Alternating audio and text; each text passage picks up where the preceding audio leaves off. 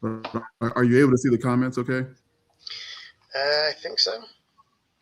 Okay. Yeah, my Yep. daughter's gonna comment and then see if you can see hers. But if you want, you can go ahead and kind of explain what you explained earlier about the power steering pump for the Coyotes.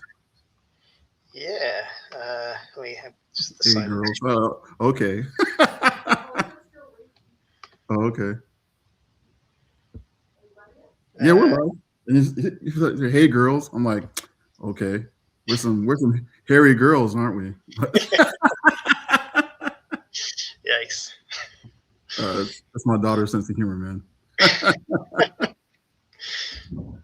Yeah. So as I was telling you before, I've been trying to working on a Coyote swap, and I've been trying to 3D print a bracket for, and this is like save like $50 or something like that, but to 3D print a bracket for the power steering reservoir to kind of fit it into an area where it wasn't really designed to fit. Um, and I bought. Actually, this is some other cool news I haven't really shared yet. Is that I bought a Palm Okay, Beach okay, Dyno tune yesterday. okay. Uh, so to do that, I also had to buy the cold air intake for it, and yeah, so Uh, that's coming Wednesday. But hopefully, I'll actually be able to drive the car soon. oh, really? Okay. The first actual maiden voyage, huh? Yeah, yeah, just up the road over here, just back and forth a little bit, but to Okay, actually like leave the garage under its own power will be okay.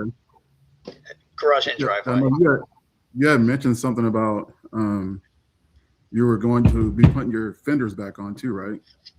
Yeah, yeah, it's I mean, I'll show you more in a little bit, but Yeah. I think I also bought the Cobra bumper from Cervini's. Mm-hmm. Finally bought one of those, Oh, so I nice. have to put that on. Then the doors, then the fenders, and then I have to buy a uh, one of these things, the front bumper cover, Okay. um, because I decided to turn mine into a lamp wall installation up here. Okay. Just kind of possibly That's a going to be mistake. interesting and pretty cool too. You know. What's up, Louise?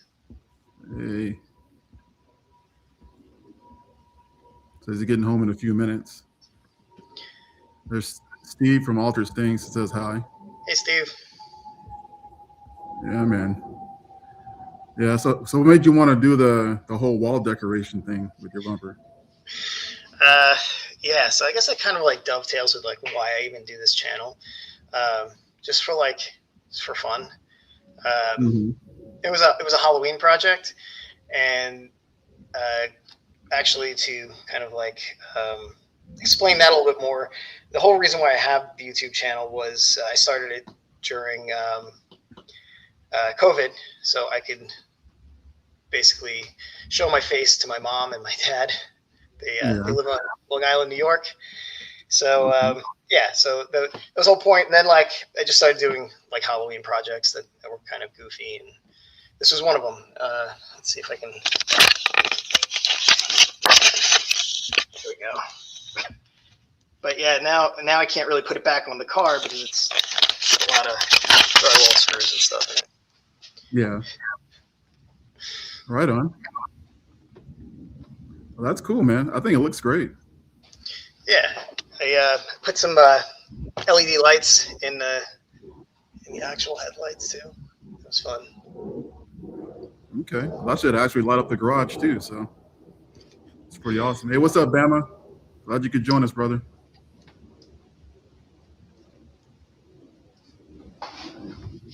I love the Halloween projects. Okay. Cool. All right, man. So why? So you said that you started your channel for the COVID thing, right? For communication purposes, right? Yeah, yeah. I So I live. kind of like fell into this whole project thing. And so, how long have you been actually working on your Mustang? So I had it towed up here from my parents' garage. I mean, are we counting the time when like so? All right. let's back up a little bit. I bought it in like '98 and drove it around in high school and some college and stuff. And then, you know, like you blow a head gasket, it goes in the garage. You have big plans for it. So I bought a 460 with a C6 that I was going to put into it. Oh, dang. Never got to that. Oh, dang. But, I do have the C6 actually in the corner over here. 460 is still at my parents' house. Okay. Fast forward to 2018, 2019, something like that. Had it towed up here, and there's no engine, no transmission, and it was a little rusty because it was sitting in their garage for so long. So about then I started working on it. I didn't really I did film stuff, but then I didn't really publish any videos for like a year or a bit more. But then started posting videos, and so I've been working on it since then. It's about, I guess, going on 7 years now. I like to say 6, but yeah, 7 years. I noticed that you have like a whole lot of episodes on your channel for it, you know. So yeah. So the other thing about my channel is that it's like a very focused documentation. It's not super, you know, if you need to get to sleep at night, you can turn it on and it'll put you out very quickly. It is. I'm not gonna, I like your content. Thank you. We're some short thing. Great. Yeah. It's hey, Luis. Hey guys. What's going on? Doing all right. Man, nice to be in the panel with you, Sleazy. What's up, man? What's going on, man? It's actually great to talk to you and meet you and face to face. Yeah, this is great. It is. What were you guys talking about right now? I sort of missed it. Being on my way here. Talking about the origins of the channel and you know, how the weird, I guess, almost like savant level detail, I guess I put into the videos. Yeah, so I'm also not like really a mechanic, so it's kind of like a lot of this is like learning as I go. I did learn a whole bunch a long time ago, and then you know, just did programming for a while. So at this point, it's just like, you know, just a lot of learning, and I hope to start to learn how to actually like paint a car this summer. So I don't know, we'll see. Freaking cool. Well, I think we're in the same boat, you know. I mean, I'm not a mechanic. I'm just a DIYer, you know. Yeah. And hopefully this summer I'll be able to paint mine too, you know. So we'll see. I think being a mechanic sort of excludes you from being a DIY guy, right? That's just your job, right? Yeah, that's a whole different class, right? Yeah, it's just your job, you know. Yeah, exactly. It's true. Yeah. If it becomes a job, it's no longer fun, right? So. Yeah. I did mount tires though for a couple years in high school. It wasn't even like minimum wage; it was like off the books. Oh, really? Yeah, I worked at Les Schwab actually, probably like, I don't know, 25, 30, well, probably like 35 years ago. I worked at Les Schwab for like a month, and this, you know, the little tire iron thing that you put the tires on with, yeah, it was across the shop, and somebody's tire blew up and it blew the thing out and it flew across the shop. I heard it go fing and it hit me right in my head all the way across the shop. And I was like, dude, really? And so I was like, so that was my last day doing that. So yeah, it was no fun. There was one time when this guy came in with this the truck, and I was working on the tire, and I had no idea how to get this particular tire off the rim. So I bring it to my boss, and he looks at it and he goes, "It's an effing split rim." So he calls his friend and he goes, "You guys know how to do split rims?" And all I hear him say is like, I don't know if you could say. Go ahead, just say what you want to say, man. Well, I don't want to get you like unmonetized or anything, but he's like, "What do you mean suicide?" Oh yeah. So apparently you need to have a cage to do a split rim, because when you're like airing them up, they can explode. And yeah, that's not something that we did. So no, that sounds really dangerous. Actually, sounds like it's no fun at all. Yeah, man. Fun job though. Otherwise, yeah, no doubt. You know, get you some experience at least. Yeah. So, hey Shane, what's up, man? What was Shane. that? Oh, hey, Shane. And Garage is in the house. Hey, what's up, brother? Hope you're doing well. Hope you're still recovering well. So, you say you live in New York. I know you still got your beanie on and a sweatshirt. So, Yeah. cold up there? Actually, I have to tell you, I love the T-shirt. I'm actually wearing the OG. Let's see. No OG. way. Yep. Nice. That's funny. Yeah, it's like 40. It's 42 degrees out and raining, so it's a little cold in my garage here. Yeah. Over here, across the country from you, literally, it's like in Portland, it's like currently, I think it's like 68, 69 degrees. It feels like sunny, clear weather for now, so. Nice. So I'm sitting out here with the doors up and just chilling, so. Sweet. Of course, Lewis lives in, sunny Southern California. We're summer all the time here. Nice. Yeah. That's the way to do it. No doubt, man. Jealous. And so tell us a little bit about your 3D projects and what you're doing with that. Yeah, so as I was mentioning earlier, I'm working on a power steering bracket for the Coyote swap. I did make a so the last thing I did in my video is working on just finishing up the interior with the battery cutoff switch that I put in. Mm-hmm. So I needed like a grommet, and you can 3D print urethane. So I made like a urethane grommet, and I also didn't really like the way the Flaming River, there's that sticker that they send you, it says push off on it. I didn't like the font. So I actually like engraved push off into the thing. Okay. So like all these things I'm going to eventually put on Maker World. I have a video coming out tomorrow as well, like a product review that I 3D printed something else for that. It's a wall mount, but I mean, more info on that, of course, tomorrow. Okay. And so that's like a whole separate like channel thing for you now, right? Basically. Yeah, I was actually thinking about moving all the 3D printing stuff to another channel altogether. Still not sure about that because a lot of this stuff is kind of related to the car and the project. I also 3D printed hangers for the tailpipes that drop the tailpipe down a little bit.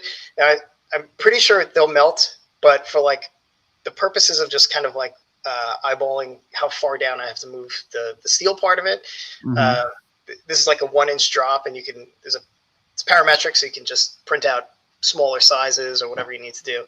Cool. But before I get that Cobra bumper on, I want to just make sure that I get everything like lined up perfectly.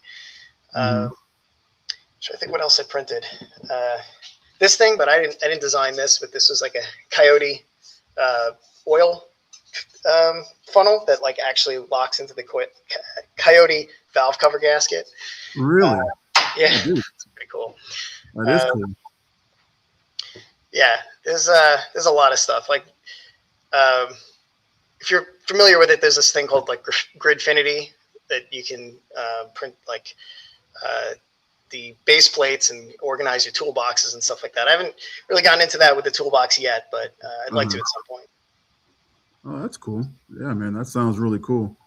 I've often wondered about the 3D printing. So is that kind of like an expensive hobby, or? Yeah, it is. And I just bought another printer like 2 weeks ago, and that was pretty expensive.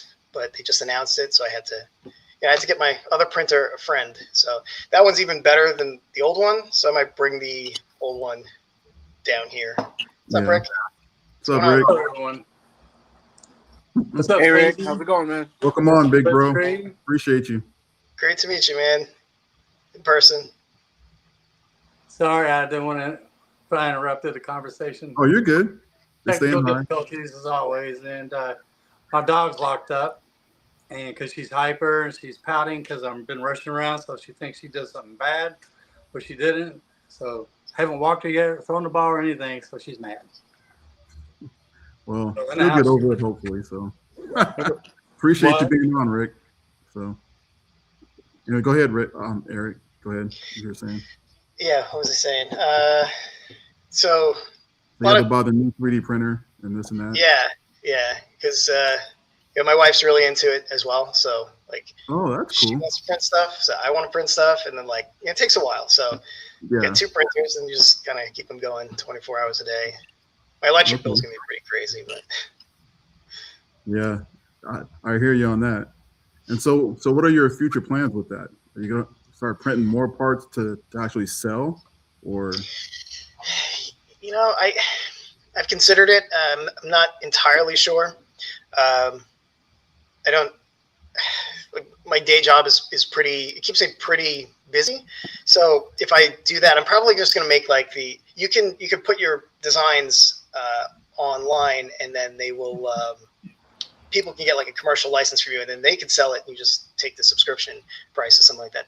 I think that would be more up my alley, a lot more passive. Okay. So I don't know. Okay. We'll see. That's cool. Okay. And so you want to show us around your garage or your Fox? Yeah, sure. Let And me so see if I can. the biggest question that I think the 4 of us have is, do you have a name for it? Uh-oh, he froze up. It can't be Nightmare. That one's taken. Hey, what's up, Jesse? What's Hey, up, Sleazy, Jesse? you're kind of chopped up right now, man. Yeah. Hello to everyone in the Okay, chat. that's better, Sleazy. Yeah. Can you hear me? Yeah, now we can. Better? Yeah. At first you were kind of choppy. Yeah. And you froze up. So, like right now, you're frozen. Let's see.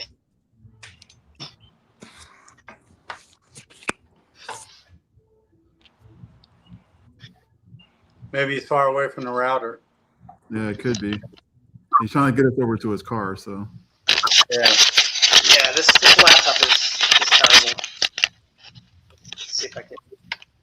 Can you big screen him and put us on the side or something? Yeah, hold on. Is that working? There you go. That's it. No, that's the wrong way, right? 1 second. I'm going to switch Wi-Fi. Okay. Yeah, you were Is it better? pretty choppy there for a minute. Any better? It's a little bit better, yeah. Okay. All right. So I guess before we get to the project car, this is the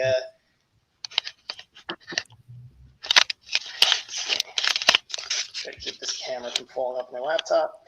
So there's my my 06. Well, it's this was originally my wife's 06, but I've taken it over. She took my truck. This it has 2,700 miles on it. Let me get a better angle. Super low mile. Yeah. It's got low miles on it, right? Nice. Yeah, 2,750. So it's going to be like, I'd like it to become my daily driver, but there's stuff I need to do, like change the rims, drop the suspension down a little bit because it's a little too high, and some other stuff. And then this is my wife's 03 Mustang. It's a V6, but who knows? Maybe we'll coyote swap that next or something. Okay. Oh, there's I don't know if you could see it, but right back there next to the welder, there's a C6. It's upside down. That's from the 460 that I was going to do. Yeah. So here is the 89 Mustang. What's going on? 89 Mustang. Cool. So that's my new JLT air intake that I have to put on. Just got a Palm Beach dyno tune. It's coming, the tuner, it's going to come Wednesday. I'm going to install it, and then hopefully this thing will run better. Hey, Sleazy. What's up? We were all wondering if you have a name for your car. Right, yes. I don't yet. Funny I was kind of waiting until it was like back together in one piece before kind of like coming up with one. Let's see if we can. I think Rick wanted to suggest Nightmare. Yeah. How can we embody spending over $30,000 on a car that is the Kelly Blue Book value of a ham sandwich. Yeah. That's one heck of a way to put it, man. Well, I think we're both in that boat, then. I know what I got. Yeah, I know what you got. So that's the You bracket. got a that I ham was, sandwich. There's my SU battery stuff. So do you plan on racing it, Sleazy? Or what are you going to do? it's a good question. Once or twice. I don't really plan on like really racing it like a lot.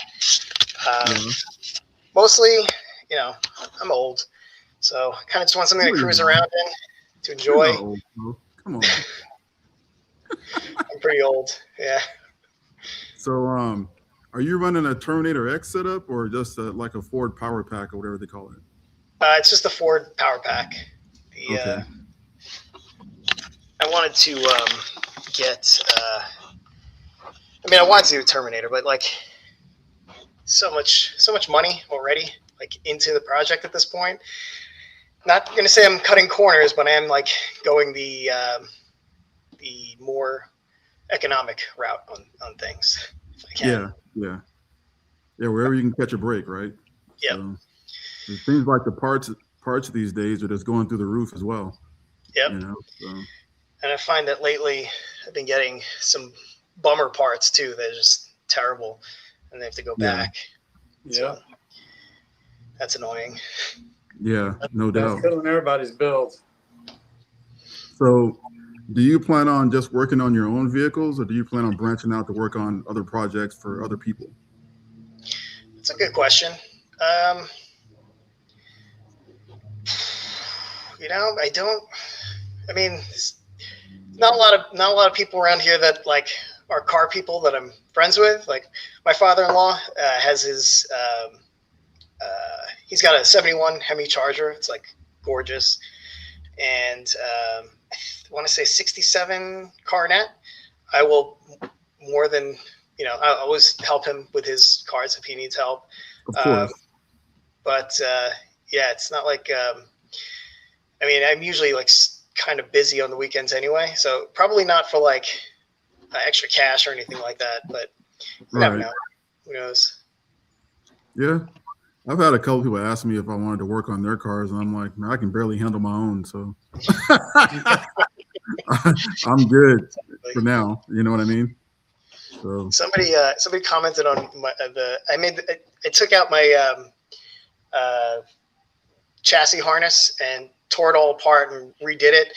And on that video, somebody put a comment and they said, "Well, how much to do mine?" I'm like, dude, I wouldn't even do this again for myself. Like, it's a lot of work. Right? Yeah, it's terrible. There's certain things that I did on this project that I will never do again. Yeah, I'll work in the hearse. Yeah. Right on. I was kind of going through this. I like that. I like it. A9G says he does side work. Okay. I don't have time to get my work done. Yeah, exactly. Yeah, life's pretty busy these days, that's for sure. Yeah, I'm at the point with my build. Spring and there's a bunch of, you know, home stuff to do. Yeah, I'm at the point with my build, Sleazy, is that, you know, I feel like I almost should have just left it where it was, you know, because literally I've like gone all the way backwards.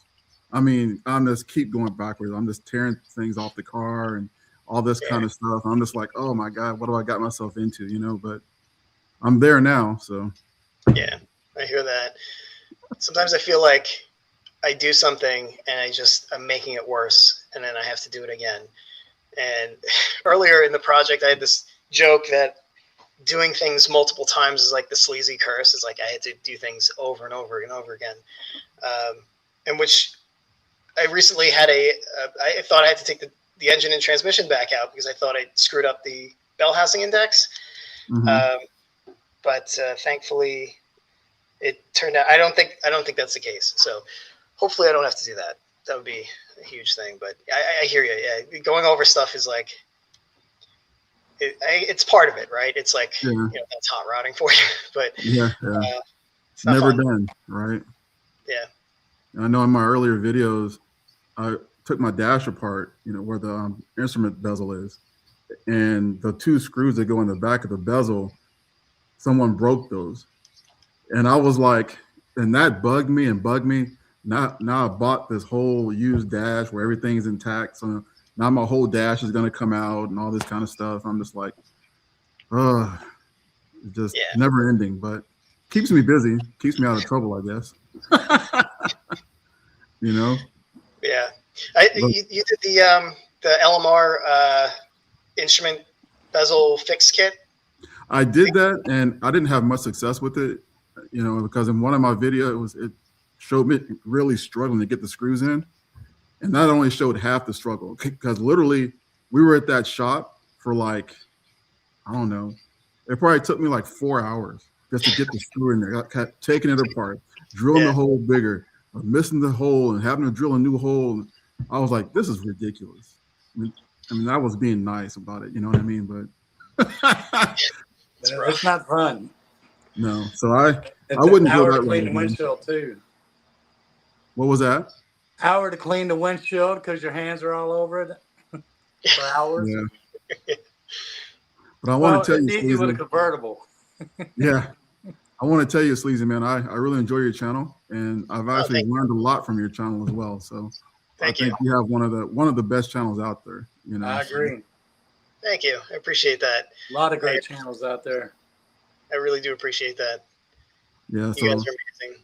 I, for one, appreciate all the detail that you go into. I mean, you call it like a savant level detail, but I appreciate it because I go into that kind of detail. I just don't like film it per se, but I'm at that same level too, where I go into all this extreme detail, and I'm pretty sure my daughter gets very tired of holding that camera. I'm sure she's got some stories she could share. So on the one hand, like it's really the only type of video that I can really do at the moment. Like when this project is done, I could maybe focus more on like maybe incremental improvements to the car, things like that. Like your standard YouTube fare content. But honestly, I personally have trouble thinking that way or shooting film that way. And I just really, I just really want to drive the car is my driving force at the moment. So yeah, it's actually a dream come true for someone that like wants to learn, because if you run into a channel like that and you see all that level of detail, like that'll help you out, the whole way through it. Yeah. One of the other channels I find that I found a lot of help from was BSG. I think he's really good as well. Yeah. I mean, I came across his channel, I think, through Sleazy. I saw one of his comments on one of your videos, and I went and checked him out, and I was like, this dude's pretty cool. He knows what he's doing, man, So, and he's innovative too, right? So I can't wait till he's done with his garage so we can get back on his cars. I think he's almost back to his project, so that'll be fun. Exactly. Hey, Salty, do you mind putting up Sleazy's link to his channel since you're a moderator? And yeah. So what channels have influenced you? Great question. I have a laundry list of channels, but I mean, yeah, I mean, all of your channels, the LMR channel, of course. Yeah. Of course, Brutal and Foxcast Media. The major ones, Castle Customs. But also some of the non-Mustang related ones, like Legit Street Cars, of course, Goon Squad. What else? Rich Rebuilds, some of my favorites. Yeah. I kind of like the ones where they focus on like the building and the actual like work and stuff, and less about I guess the economics of buying and selling cars and things like that. Hey, Salty, the name of his channel, Sleazy's Garage. You can find it. So what do you think about, I seen you do it too, but you know, like the sponsored ads, you know, like for different products. How do you feel about that?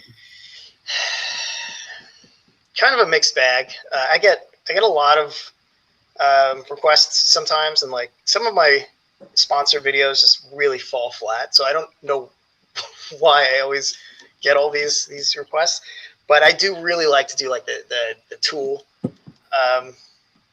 review videos. And like I said, there's one coming out tomorrow. Okay. It was a decent tool. Some of them are surprising.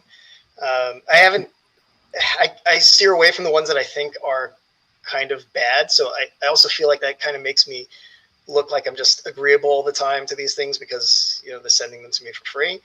Right.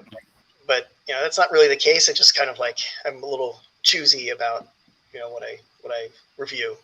Right. So yeah,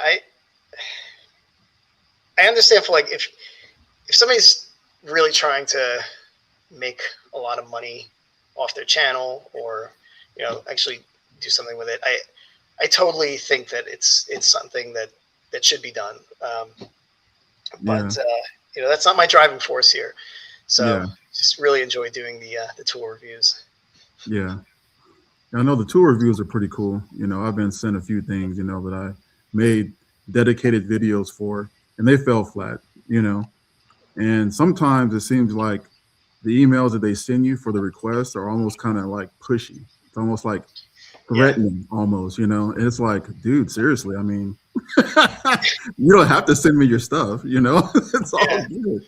You know, I mean, because technically it's not free because you put the time in, you know, to make the video. So the ones where they want you to use like their affiliate software and you have to sign up and then it like wants to connect to your account so it can watch your views and stuff like that. I tell them right off the bat, I'm not going to do that. Just, you know. Yeah, I guess, you know, those things are okay as long as it doesn't like change who you are as a channel. You know what I mean? Because you have to stay true to yourself, right? You know? Yeah, exactly. You know, I mean, I've seen some channels, and I won't name names, obviously, where it's like that's what they've almost become, is like this ad channel for other people's products, you know? Yeah. And I'm like, well, that kind of misses the point of having your own channel because now you're working for somebody else, you know? So. Yeah. Like, for me, like if I go to my video and there's like, you know, like YouTube Premium, you have like, you press fast forward and it'll skip over like a whole bunch. I'd rather like that for me on my channel be like skipping over like some of the boring stuff or the time lapses and things like that than like just constantly shoving ads and like product placement and things like that. Yeah. Have you gotten monetized yet or still working on that? No, it's still, you know, I was really close and then I just kind of like a lot of stuff happening in life. And I just kind of, I took a break from the channel for a bit. And you don't recover from that. You can, I mean, of course, but I've settled into like almost like a monthly posting schedule over the winters. And I feel like that very detrimental to the health of my channel, but way better for my mental health. So I'm still enjoying it. Yeah, not burning out. I'm just kind of pacing myself. Yeah. There's a question for you from Salty. Yeah, I watch Funky all the time. Yeah, Funky's got a good channel, man. Yeah. He's replaying some of the older videos from his last channel. I enjoy those. Yeah. He painted Cherry Bomb, did all the work to it. So yeah, great a lot of DIY good channel. Yeah, no doubt. No doubt. Did you see my comment? I'll be right back. Yeah, I saw it. I feel bad about the dog. I'll be right back. Okay. Go take care of Bella. It's all good, bro.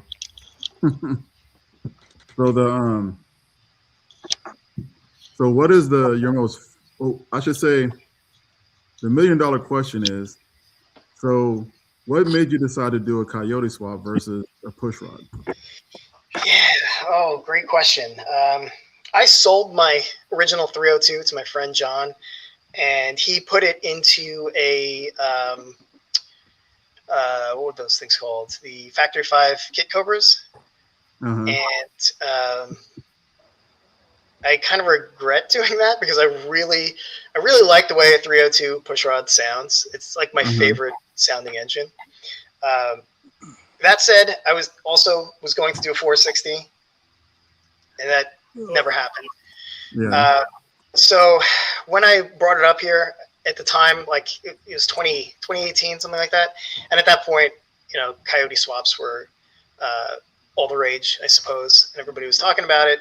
I said I'd saved up all this money to do this project, and couldn't really end up spending it on the project. But I was like, I'm going to build this like my way. Like if I'm going to spend this much money on a car, I want it to be exactly how I want it. So went about just trying to figure out how to do the best naturally aspirated that I can, I guess, boost later or whatever. And obviously it's not bang for your buck because no coyote swap is bang for your buck. It's just a lot of bang, a lot of buck. Yeah, trust me, I know. Yeah, it's the way it is with 302s too, basically. Yeah.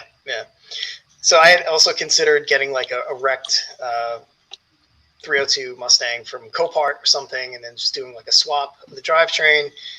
But I also wanted to just do something different. I did pull that 302 out and put like Edelbrock Performer RPM heads and an F303 cam, GT40 intake with a gasket match and all this stuff back in '98. And it's also funny because like back then that was fast, right? And that was only like 350 horsepower or something like that. Hey, that's still fast. Yeah, it's fun. It is definitely fun. It's still fast. Yeah, it is. Yeah, so I wanted something similar. I wanted something new. I wanted it to be just, I don't know. I want something fun. Yeah. Well, I'm still a pushrod guy personally, right? You know, but I respect coyote swaps. You know, I respect all builds, obviously. You know, even the LS ones. But but you know, to each his own, right? Yeah, it is. All this thing says nice combo, Sleazy. Yeah, there you go. Thanks. Man. I know a few people in my group that have some super nice LS swap ones. Not for me, but man, twin turbos and high end stuff. Yeah. I mean, well, the crazy thing is like, you know, like Holly, you know, most of their stuff is geared toward LS engines. You know what I mean? And so they actually take some of those like those intakes and stuff. They're actually made for LS engines, but you can put them on your 302. You know, so it's a lot of GM parts. You know, so it's still mix and match no matter what you do. You know, but I guess as long as your core is still a 302, I guess you're good to go. You know, so you know, just depends, I guess. So do you plan on supercharging it at all, or? Yeah. So in honor of my late husky Odin, I'd like to get an Odin supercharger. So I want to do that, and I also I don't know, that's gonna be like the end game, I suppose, for this. This guy's got one for sale. Who's got one? This guy. I wonder what this was right here. I was like, what is he doing? I'm pointing at you. Oh, me? I don't know if it'll fit on a Coyote engine, though. I mean, I thought he was giving his blessing for the supercharger. I thought he was, too. I was like, oh, man. Oh, okay, got you. Yeah, I'm broke. That's why nothing's getting down to my cars. I have my Vortex supercharger. I'm actually selling it. So it's on Facebook. It actually wouldn't work because the way that it wouldn't work on his. Yeah. It's the opposite on the 4.6 and the Coyotes. It fits the opposite. It rotates the opposite way. Oh, really? Yeah. So like the propeller faces forward on the 4.6 and the modular engines. I had no idea. Okay. Yeah. Wow. So Sleazy, if someone was going to get into coyote swapping for the first time, if they're investigating this and wanting to do it, what would be the first steps that you would suggest to them? Oh man, that's a good one. I would say secure an engine and drivetrain first, and I'm sure Puzzle Fox knows what I'm talking about here. But build it on the K member first, and then put it in. But yeah, get an engine and transmission first. Figure out what you want. If you want if you want the F-150 versus the Mustang, open the wallet. Take some time, Amen. save some money, and have a lot of money put away. You know, in this economy, that's like, how do you even like approach that, right? So Right. it's hard to say, but like look for the deals on the engines. Look for something that's cheap but also decent mileage, I think. Wrecked truck. Yeah. Wreck truck? Yeah. Yeah. Wrecked truck with Yeah. a coyote in it. That's Yeah, true. the F-150 Coyotes are pretty good. I think that's where Foxcast gets most his. Makes sense. Yeah, I'm pretty sure. He's done a few videos on that. I have heard of Speed Addict 731. I don't think I've watched in a while. Yeah, Ken builds coyotes. He's got a shop in Tennessee, but very smart. Yeah, I know. Well, Puzzle Fox says that his came out of a wreck truck too. So Nice. I paid a Then lot of one. money for mine, but it only has 30,000 miles on it, and it came out of a wrecked 2017 Mustang. But yeah, it was expensive. But we were able to get them to include the accessories for whatever that's worth. I'm going to replace them all anyway. But did you have to change the cams in it or anything like that since it came out of a Mustang? not for the Mustang. You just have to match up the pack. If you're getting the Ford performance, if you're getting the control pack from Ford, you just have to match it up to the Mustang versus F-150 and automatic versus manual. Right. That's awesome, Puzzle Fox. That is awesome. Does anybody know what's considered a Gen 1 and a Gen 2? Like what year makes it? 2011 to 2014 is Gen 1. 2015 to 2018 Gen 2, maybe. Maybe 2017 is the last for Gen 2. I'm not sure. Oh, that makes sense. I didn't know that. I think maybe 2010 in there for Gen 1 too. I'm not Gen sure. 1 needs oil pump gears. That's all I know. Right. Because they crack. I think later they went to a direct injection as well, right? Yeah, mine is not direct injection. That's Gen 3. Okay. Yeah, no, I worked on a couple of Coyotes when I was at that performance shop working over there for a minute. And literally it was a minute, but it was kind of cool. I learned a lot, you know. But I took apart this Coyote engine. I took the cams off the head, and I didn't put things in a specific order. But when I put them back in, one of the cams wouldn't move. And I was like, oh, this really sucks, dude. And so I scoured the whole internet. I found this pattern to actually use, and I actually got it to work. I think it's in one of my videos where I kind of explain what I did, you know. But let me tell you, that saved my bacon, bro, because the dude was actually really, really pissed off. So I was like, dude, sorry, you know, like I don't work on these, but okay.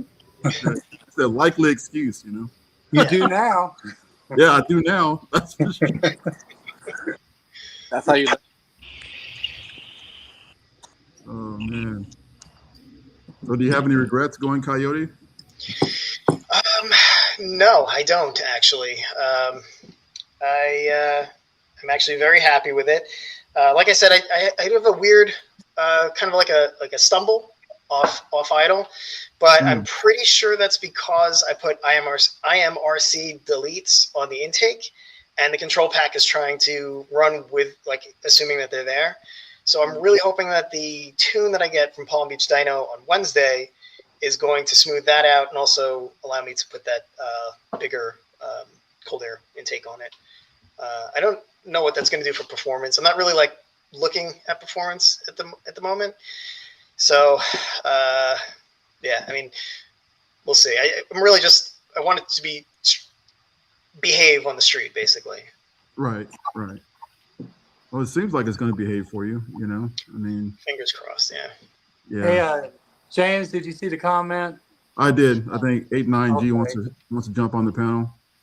So I'll put the link in the description there. Maybe him, and then Jesse, since he has a coyote, you know, so maybe he wants to see you face to face and ask you some questions. All right, Shane, I'm gonna put the link in the comments here. Just give me a moment. We'll get you up here, brother. So. I reached out to Wingard and they did not respond to me. Really? I should reach out to them first. But I went through the website rather than emailing, so maybe that's where I went wrong. Uh-huh.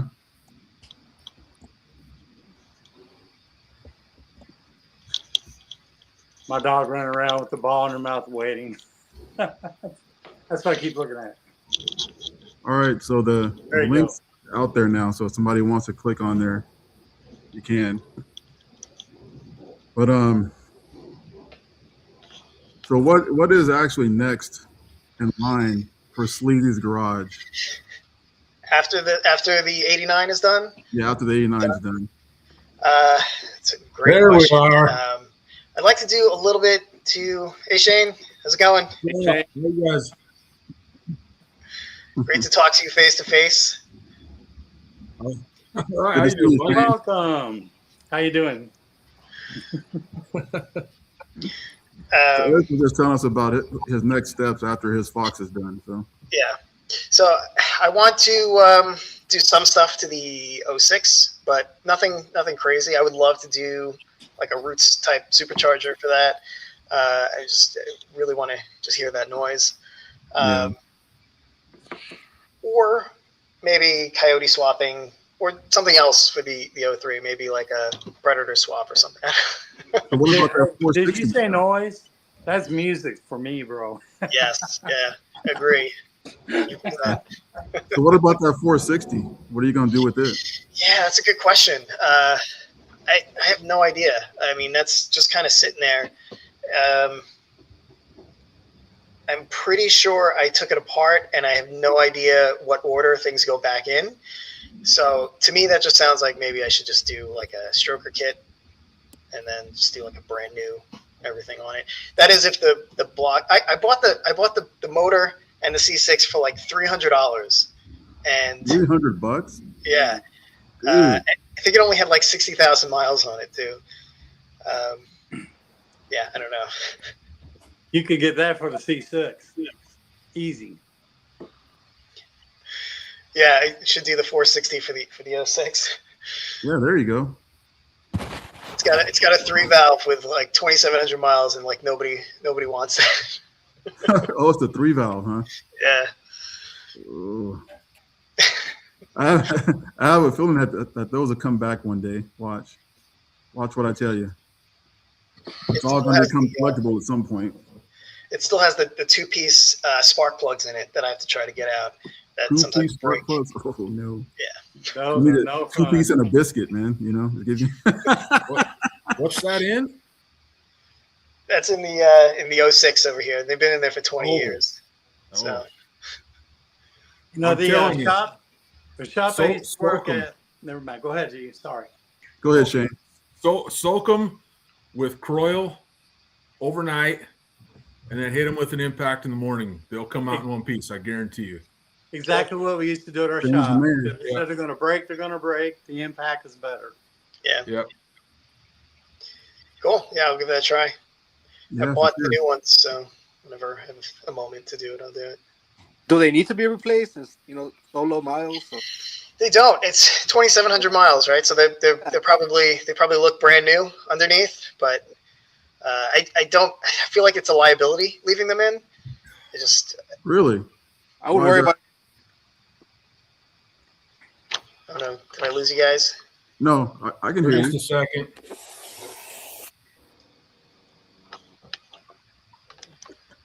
Well, so why do you think that they're a Checking liability? on it. I'll be right back. All right, Rick. Let's hear something out of this guy. Well, it's Sleazy's week. My week's next week. Oh, is that right? Awesome. Yeah. Yep. He's I the just next wanted to guest. make sure I could figure out how to get on here, basically. Well, you got I'm it, glad man. you did. You're here. Yeah, finally. Look, I felt a little bit stupid yeah. because I do IT for a living, and I'm like, there's got to be a damn link here somewhere. But Well, if you do IT for a living, you got no excuses, brother. I know that's what I'm saying. I'm like, Hey, he figured it out quick though. I'm fixing stuff for other people all the time, not needing to get fixed. But Yeah, I hear you. Salty's right. Yeah, I agree with Salty's statement. Mm-hmm. Yeah. that said, though, the 4.6 version of the 3-valve is way better than the 5.4. Yeah. Besides the spark plug thing, bulletproof, basically. What was that, Luis? That besides the spark plug issue, they're pretty bulletproof. You know, there's nothing else wrong. Oh with them. yeah, correct. I hear they're pretty easy to coyote swap. So Yeah. Yeah, that'd be a good candidate. yeah, and then I can, Not your low mile car, but you know. Yeah, Yeah. but I mean, you've already done one coyote swap, right? So yeah. What's another one? yeah, should be easy I for you. think Man. I told Or if Sleazy, you I think I told you my neighbor has an 05 that has a supercharger, and that thing's pretty peppy. Nice. He has the saline supercharger, and that thing scoots. Nice. Yeah, I would love to do that. Yeah. What were you saying, Luis? I'm saying if you ever change your mind on like coyote swapping the Fox, you can use that coyote on the That's true. 05. Yeah, and then go There back. you go. Or I just get another coyote for the 06, and then I take the 3-valve and I put that in the V6. There you There go. you go. There you go. Yeah. At least you're using the 3-valve, right? So there you go. The motor you But the can't. 3-valve could be tuned, though. That was one of the good things about them. The 2-valve was a way better motor overall, but the 3-valve, you could tune those. You get more power out of a 3-valve, but a 2-valve, it's basically what you get's what you get. The 3-valve head flows a lot better, kind of like the 4-valve head. Yeah. That's what I've heard anyway. So They have some ugly valve covers. Yeah, and you know Yes, how they do. I got saved from doing the plugs in my 06 GT? how's that? At 106,000 miles, someone T-boned it Ooh. right down the street. Dang. And Yikes. yeah, broke the housing completely off the car and Oh my gosh. screwed up my career. But That's a I was bad about ending. to do the plugs. Oh, it was that accident then. Yeah, it was real bad. Oh, He man, ran a that's stop tough. sign and it's supposed to be 25 in the neighborhood. He was doing at least 50 Jesus. in a large older Buick Rendezvous. And Oh, my had a gosh. passenger. He got a steel plate in his neck. You can see the lights coming just like an attorney commercial. You look over, it's too late. But he goes, "Oh my God, they're not stopping." And I look over, seeing lights. I punched it. And if he not said anything, it'd have been a door and it would have been worse. But Jeez. pretty much right quarter on the left side and the front. I just had a car. You know, the aluminum hoods, how they flake and peel. I had that painted and California special bumpers put on it. It was Mhm. slick. There wasn't a scratch in the car. And Copart got it.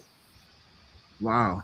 That's But crazy. anyway, yeah. I'm glad you're still allowed to talk about it, bro. Yeah. Yeah. That's what matters. The car. Cars are replaceable. Rick isn't.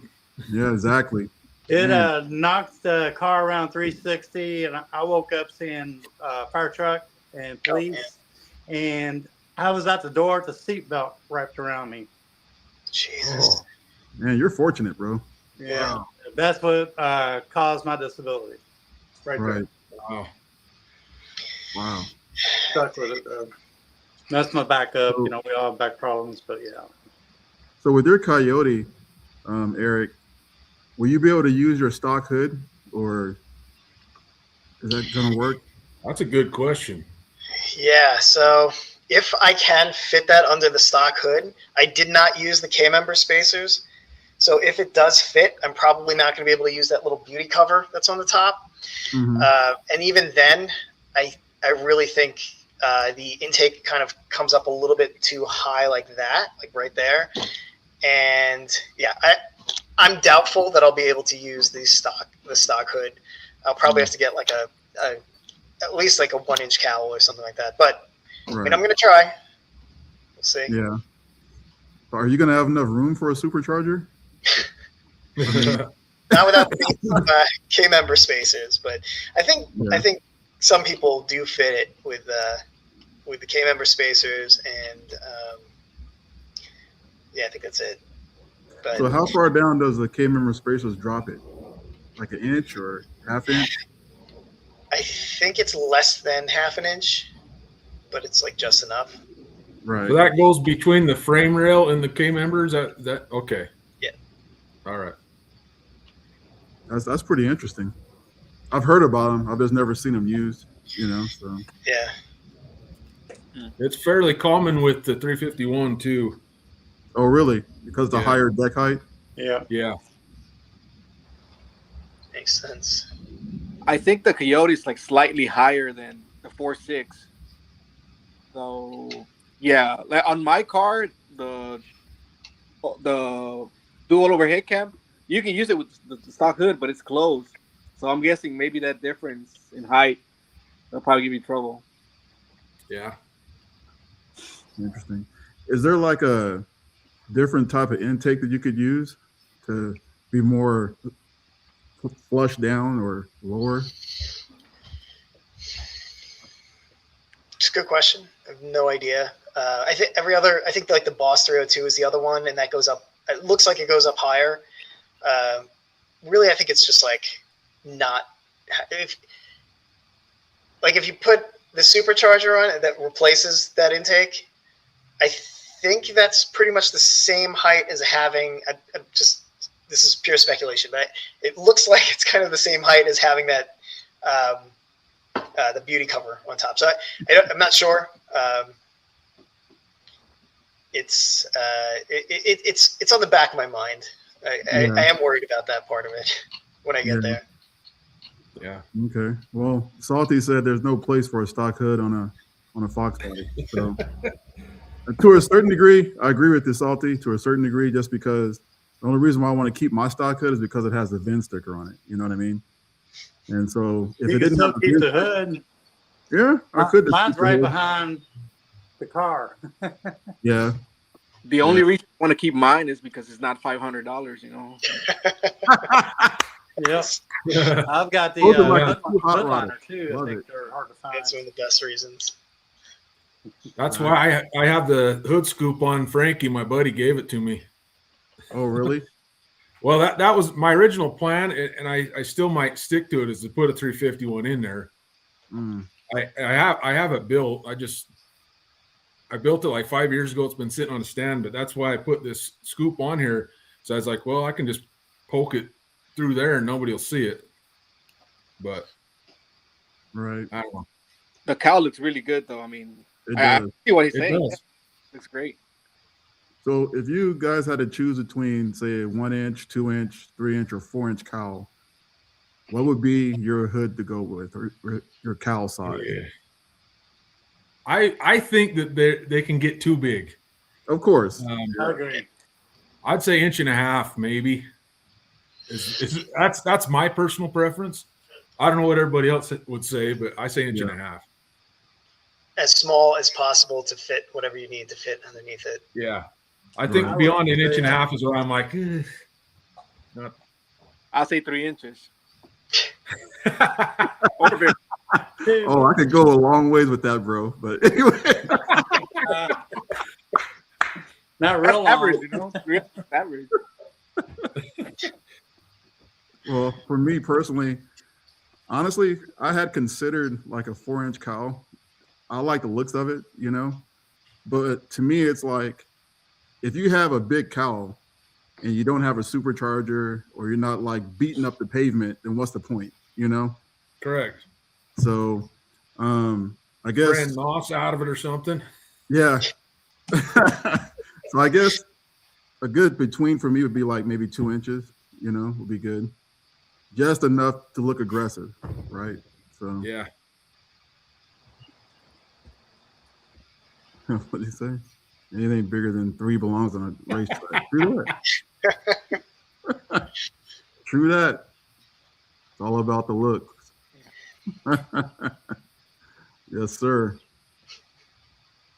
So, with all these projects that you have lined up and things like that, so, like, what 3D parts are you going to experiment with for your vehicle? I know you're making some, but what? So the next thing I wanted to do was to, if you're familiar with the door accordions on a foxbody, if you buy the replacement ones, they don't fit right. So they're like slightly too small. They just don't really like hook into the groove. I'm talking about that rubber springy looking thing that covers the wires in the door. Oh, yeah. I would love to be able to print one of those in TPU, just thermal polyurethane, and replace them with like actual fitting ones. So I think that's like probably the next thing I'm going to try to do. But it's kind of I'm still learning CAD, so my skills with it are still kind of crap, but I'm getting there, and hopefully I'll be able to have something that'll work. Yeah, no doubt. No doubt. I'm sure you'll make something that will truly work, you know? Hopefully. Can you let Salty on the panel? Sure. He's asking. Oh, I didn't see him. Sorry. Yeah, Salty. Do you see the link? Jesse, if you want to make it a party, you can come on too, man. Might as well.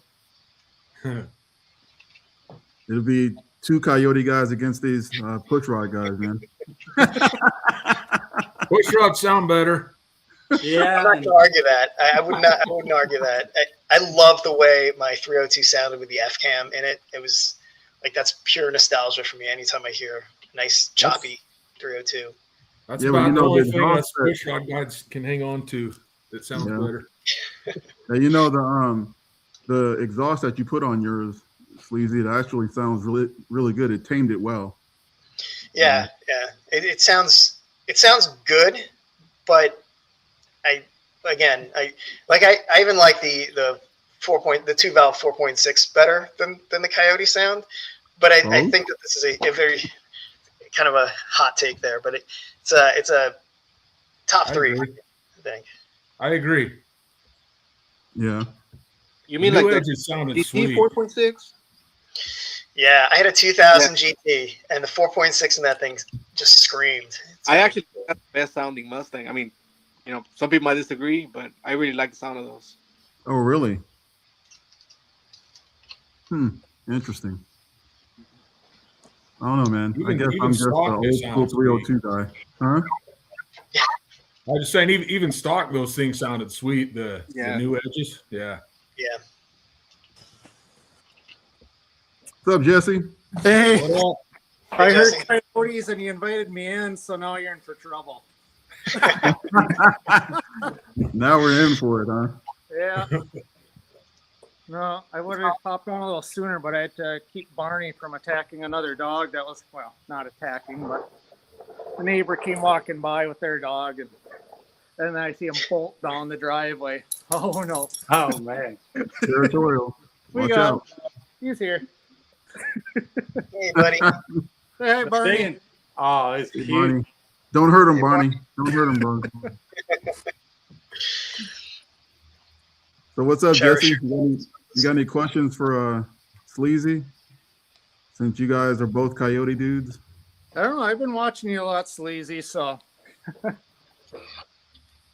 Yeah, we both kind of like we're both working on our Coyote swaps at like the same time, and Jesse definitely went way faster than I did. But I wouldn't say that. It's been a long time in the works, so I know my car was apart since 2019 itself. So, but we were putting the original engine in that little blue thing there. So that's awesome. So the Ranger's got a 302 now? yep, Ah, Yep. nice. that's all on my channel too. That's my son's truck. So it's an old Minnesota truck, but he paid $400 for that thing when he was 14. Nice. So $400. Wow. Wow. $400. What trans? What's that? What transmission? That's a T5 in it. The original one out of this car. So That's gotta be fun to he drive. just wanted a 2-wheel drive 5-speed truck so he could haul his dirt bike and mountain bikes and stuff. So and it had sat for years and years, and like when we went and drove it, it was running on about 4 out of the 6 cylinders. I said, "Well, just drive the thing until the thing freaking blows, and then we'll have some fun with it." Yeah, no doubt, man. Was it a 4.0 before? 3.0. 3.0. Okay. Yeah. But with that 5.0 in there, I bet it's pretty peppy, huh? Yeah, I think he had the same trouble as you, Sleazy. It's got a blown head gasket in it right now, so it won't even crank. So Oh no, beat on it too much. no. Yeah. So I thought somebody was saying something. Did I hear some growling back there? Yeah, we had some company here and there. Bye, guys. My wife had some company and they're leaving, so the dogs are out chasing them. Oh no. No, they're good. They just got to be nosy. Yeah, that's all good. So, Eric, how do you plan on tackling your paint job? Are you gonna like cordon off your garage, get a custom booth build? How are you gonna do it? So I had this video where I did the painting of my engine bay, which came out good, but it did not last. So I'm gonna have to do it again at some point. But I ended up, let me just do this. I did a sheet of plastic all the way across here to the front there and completely blocked off that area. And then did like the fans under the door, and it worked. It was okay. I didn't do I didn't put water down on the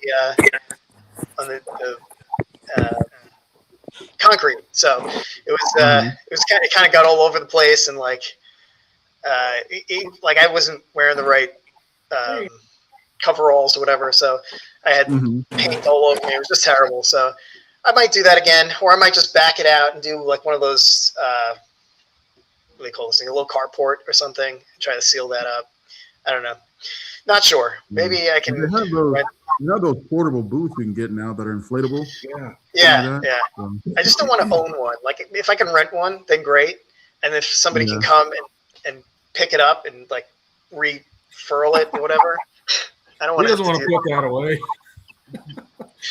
Yeah, I can't even fold a map, so that's not going to happen. Who uses maps anymore, man? Right? Right here. Yeah. It's kind of funny. You know, I bet if I pulled the map out in front of my kids and rolled it out or whatever, I bet they'd be totally lost. What is this? You know? Yeah, right. Like we used to use those all the time. Had to know how to use them, you know. It wasn't no Chat GPT or whatever they call that thing, you know. You couldn't ask Siri. You had to ask the gas station attendant. Yep. And then you get lost still. Yeah, exactly. You remember the Quest phase where you print out the maps? Oh yeah. Oh yeah. That was a big to do for a minute. Yep. So Luis, do you prefer Luis or Luis? It doesn't matter. I got people calling me both. Yeah. Well, I just work with people. So yeah. You know, I've just worked with people that spell it the same way, and his name's Jose Luis. So I was like, oh, that's probably how he says it. How he pronounces it too. Yeah. You know, it's my little brother, so I figured, better say his name correctly. Don't want to. There you go. You want to piss him off, right? So. I don't think you can piss him off. I think Luis is fine. Yeah. Yeah. Well, Luis sounds really sophisticated. You know. Yeah. It does. It sounds like you're a banker. You know.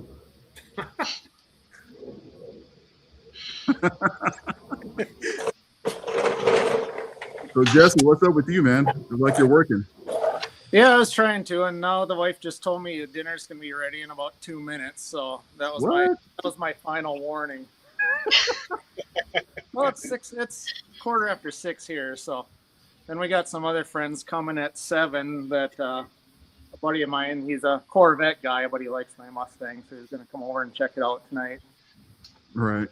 Nice. That's cool. Gotta show him what a real car looks like. So even if it is in pieces. I think all the Chevy guys like Mustangs, you know. Okay. Yeah. I like them all, but you gotta rib your friends, you know. Oh yeah, of course. Everybody thinks their car is better, right? So it's all good. We're right. I don't know what's for dinner. I think it's I think we're just making some beef enchiladas or something. Nice. Oh, okay. Oh, cool. I don't know. She makes me good food. I don't starve and I don't complain ever. Yeah. Well, I just clean the dishes. well, that's a good gig, man. Yep. Like I said, I'm not gonna complain. So I got No doubt. I just got to clean up. I don't know if this ever happens to you guys, but like sometimes you're like working on your car and you completely forget that you have to eat. Like, you're just there for hours, and then you're out like, "Hey, the food's ready." You're like, "Huh? Food? Oh yeah, I gotta eat." Every Saturday. I'm always in trouble. So the food's cold now. Oh man. Yeah. Yeah, I know. I grew up on a farm, and we called it dinner and supper. Dinner was at noon, and supper was at 6. And if you weren't around at noon or 6, you didn't eat. So. Oh. Yeah, I hear that. Yeah, I got in trouble the one time. I came up, and it was like 1:30 in the afternoon. I'm like, "Where's dinner?" Like, you weren't here at noon. You didn't eat. Yeah, my mom was kind of the same way. You know, it was kind of like, she would make like, say, liver and onions, and I hated liver and onions, right? So I couldn't even stand the smell of it, and I would beg her to make something else. And her thing to me was, "This is not Burger King. You're not going to get it your way, so you better sit down and eat it." See, and it would take me like 2 hours to eat it. Yeah, my mom knew the trick. I actually learned to like liver because she'd always make homemade pudding, and you didn't eat your pudding unless you ate your liver. So that sounds like a song. Sounds like a Pink Floyd song to me. Yeah, I was gonna say, it sounds like Pink Floyd.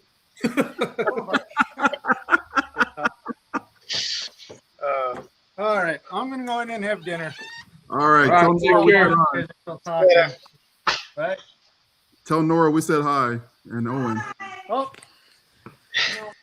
Okay. She says hi back. All right, thank you. Take care, guys. Enjoy your dinner. So, Rick had an interesting question here. So, how'd you come up with your channel name? We've been asking this for a while, Sleazy. Well, ooh, the mystery. Yeah, I'm ready to reveal it. So here's how I came up with my channel name. I took my nickname and I added garage because this is like my garage. Nickname and added your garage.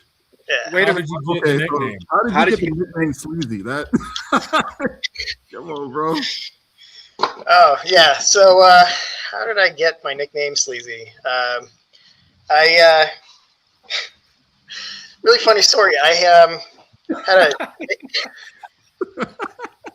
I'm sorry. Actually, it's not really a great story. I had a strip club in my my college dorm, but it failed because I'm ugly and nobody wanted to see that. Did I hear that correctly? You made me adjust my hat to that one. So you had a strip club? What? Chippendales or what? I'm kidding. It's a joke. It's really not. It's not a great story. Taco Bell is like TBZ. So my if you take my name, it's Sleazy, and it just became Sleazy E, and then just Sleazy after that. So it's not a very good story. I like it though. It's good. It has some context to your name now. I like that. Now we know. Yeah. Thanks for that name reveal, bro. That's awesome. Yeah, of course. I usually tell everybody, so it's not really like it's not really a big secret. But I realize I've never actually said it on like my channel or anywhere else. Right. So yeah, big name reveal. You can add That's that. awesome. I like it. What's up there, Salty? Not much. How you guys doing? What's going on, Good, man? brother. How you doing? Good. Good. I feel like Sleazy is probably better than my name. Did you notice what mine was? Morningwood. Nice. Yeah. Just Salty, right? Look, when you get old, that's all you get to look forward to anymore.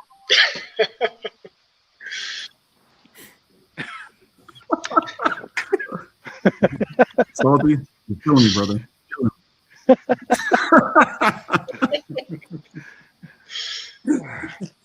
Yeah, you know, with the OG Superfly Garage thing, for my name, it just came to me, right? Right? 'Cause I like that movie Superfly. It's a '70s, you know, black exploitation movie. I guess they call them. You know, I grew up in the '70s, so I did that. My original logo was this, right? And so that's the actual Superfly movie logo. And then I decided, you know what?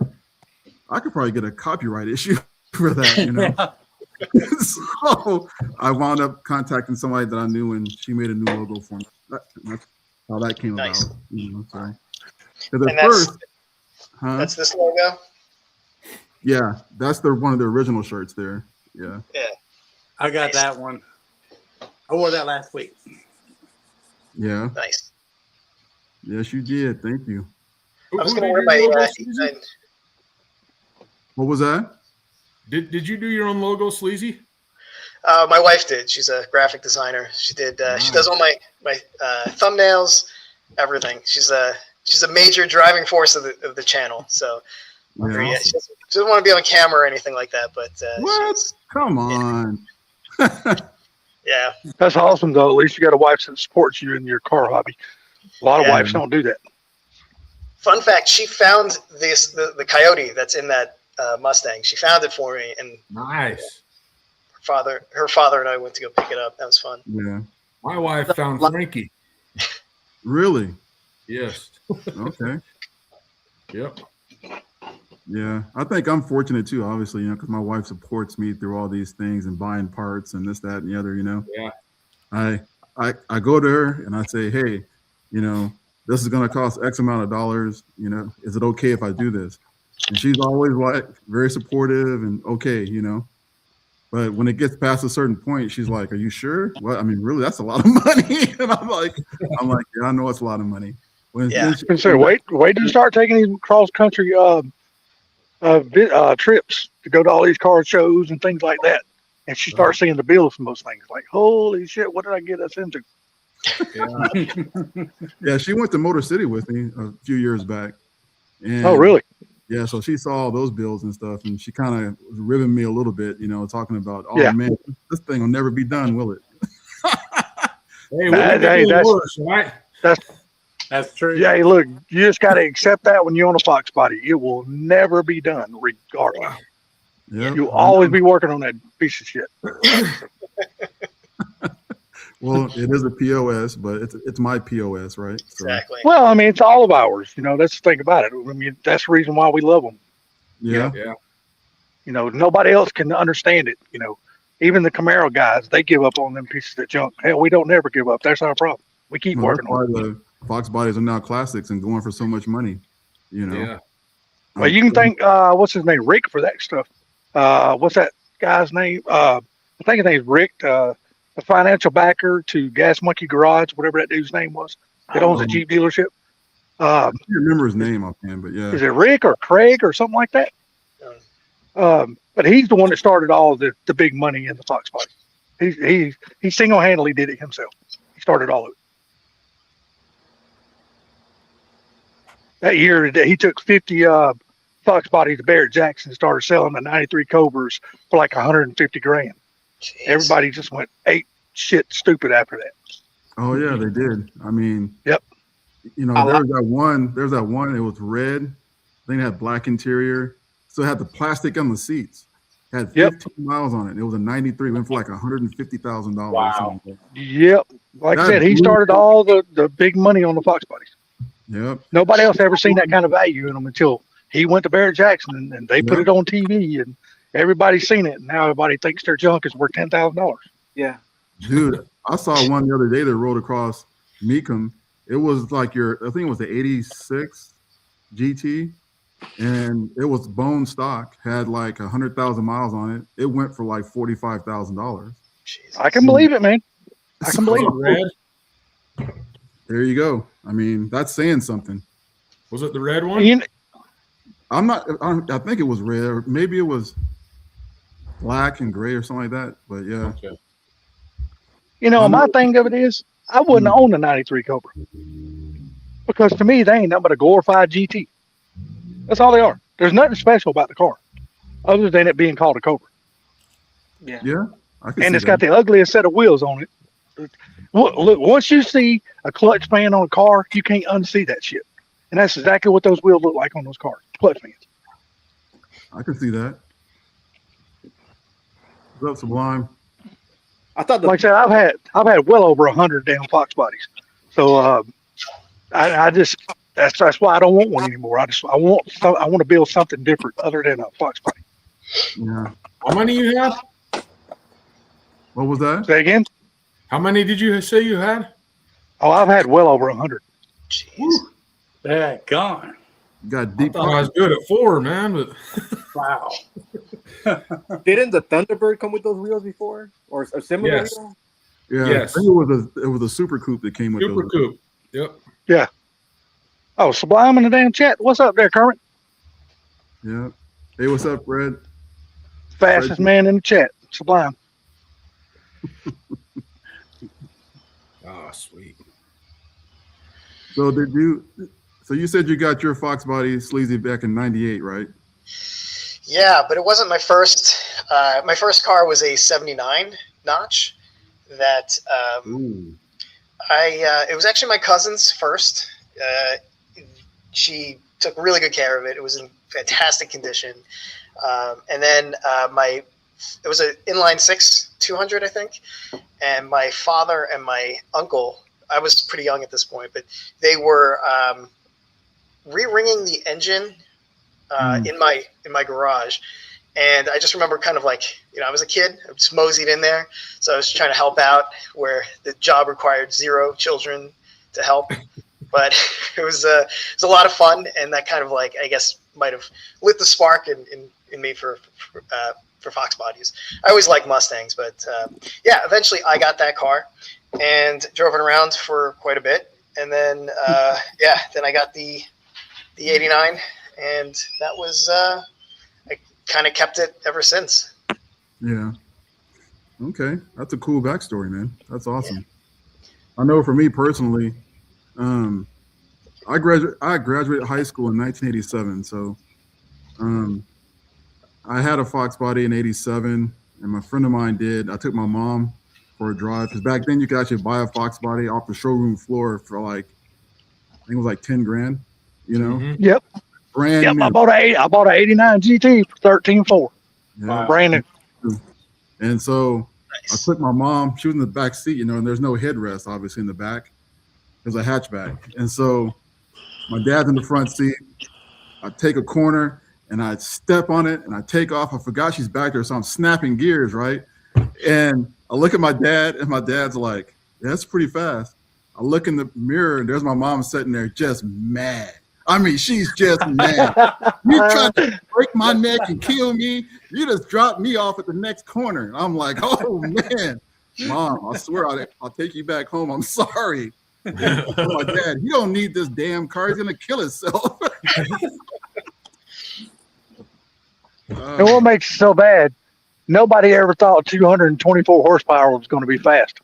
But yeah, but when you're 15 years old, man, that's fast to me. Yeah, with a 273 rear end. You know what I mean?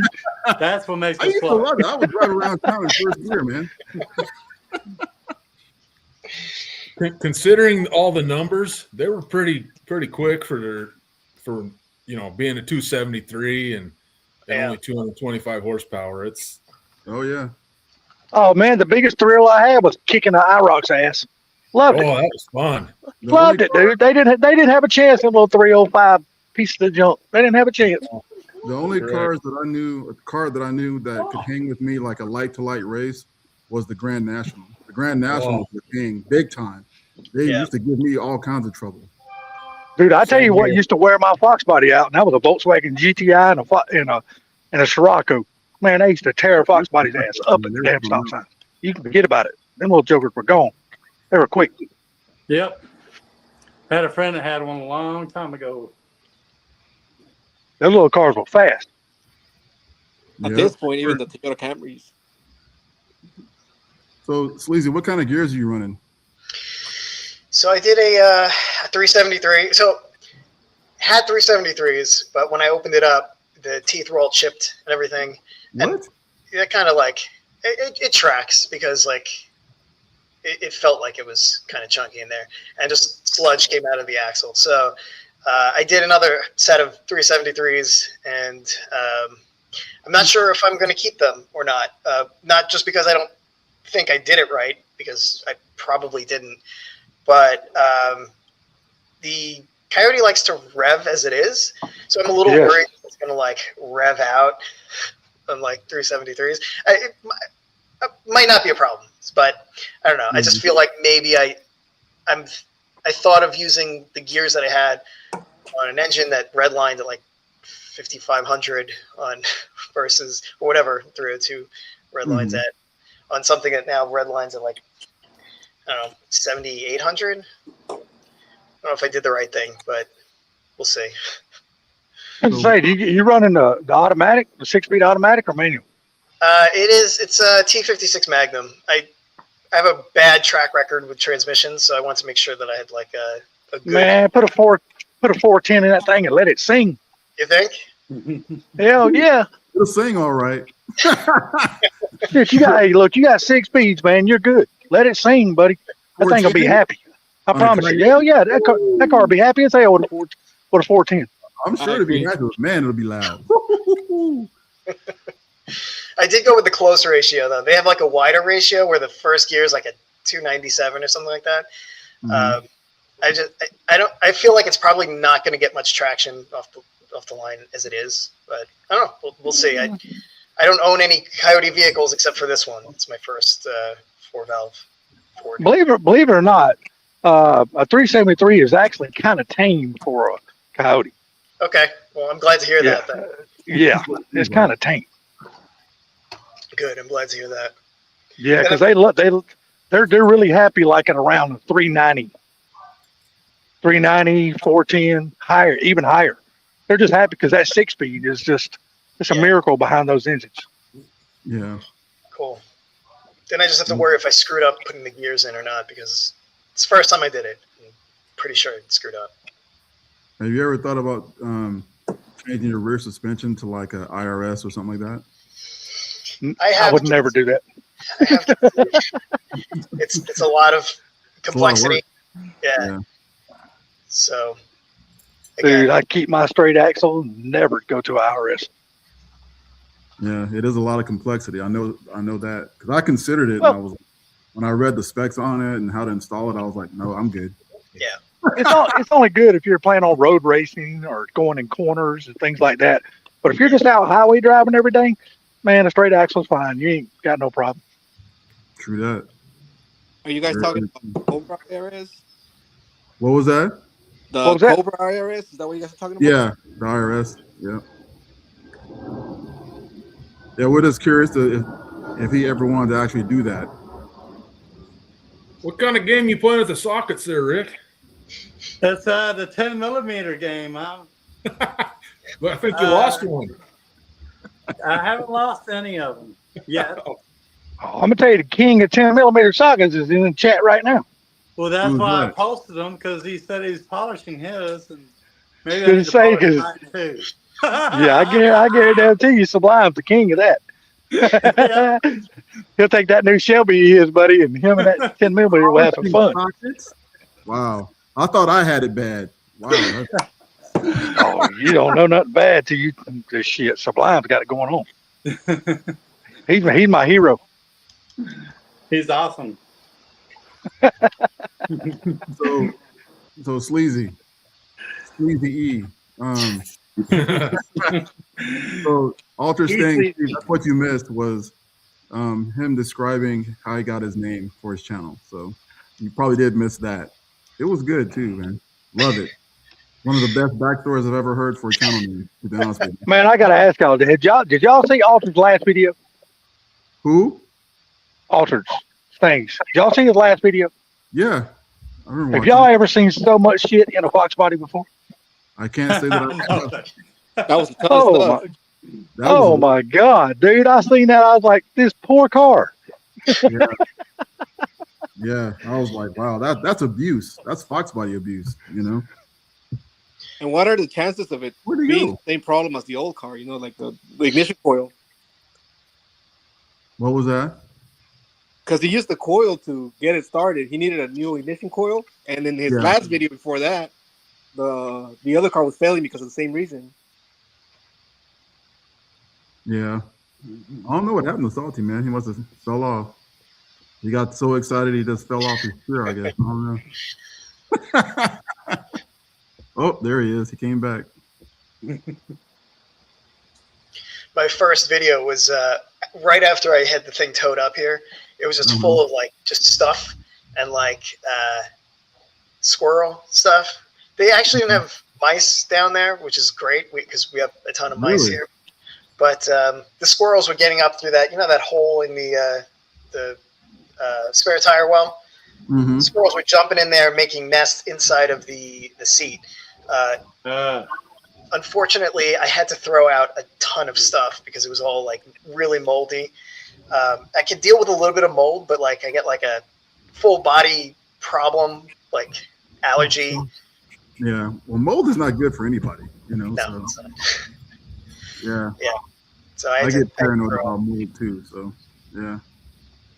So did you have a lot of rust issues with your car, or? Surprisingly not. I got very lucky. The only real major rust that I think I found was, the driver's side footwell in the corner by the accelerator pedal. There's like a little hole about like this big, and I was able to patch it.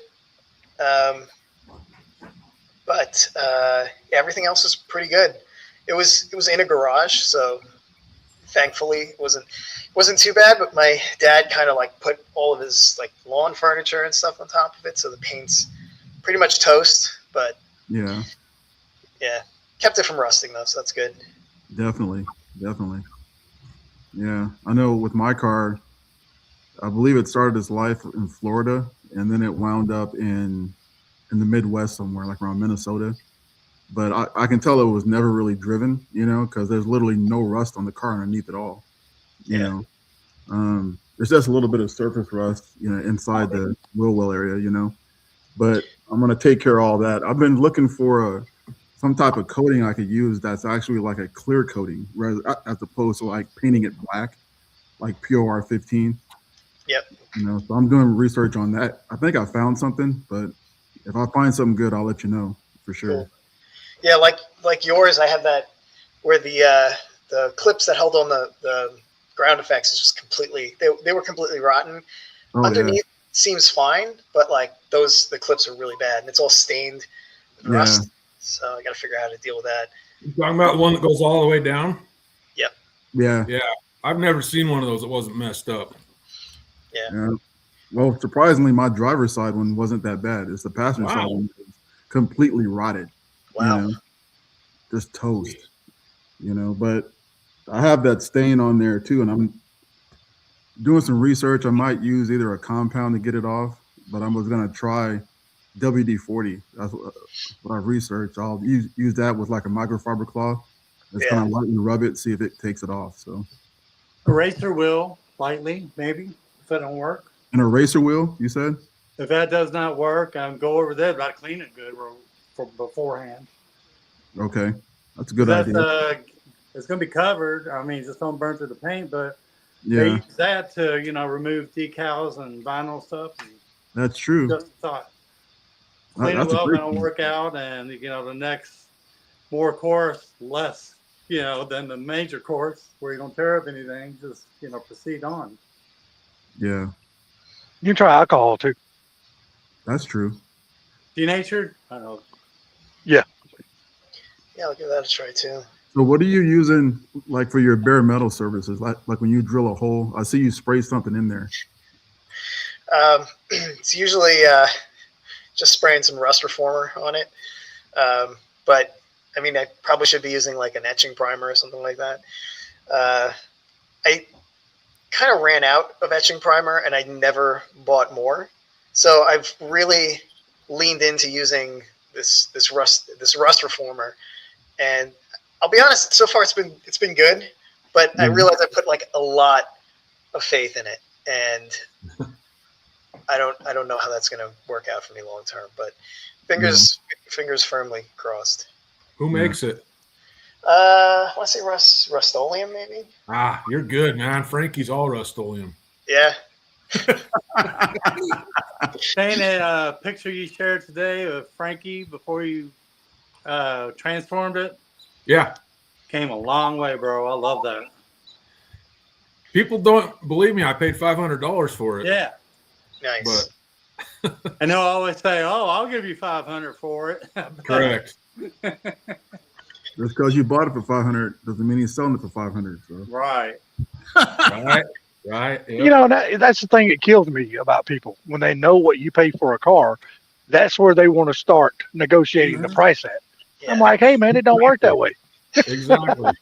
You know, just because what I gave for it don't mean that's what you're going to give me for it. Right. You know, got to bust out that box of receipts on them. Nah, just got to bust out if you got to step up or walk away. Yep. Yeah. We don't keep those receipts around, Rick. No, because hell no, you don't want the white to find them. Yeah, you don't want the white to find them. Receipts are evidence. Yeah. Wife ever know how much you really spend on cars? Hell, your car dealing days over with. I come to you right at the beginning. Unfortunately. I don't have that problem either, fortunately. Yes. Well, that's kind of what I'm saying. I just hell yeah.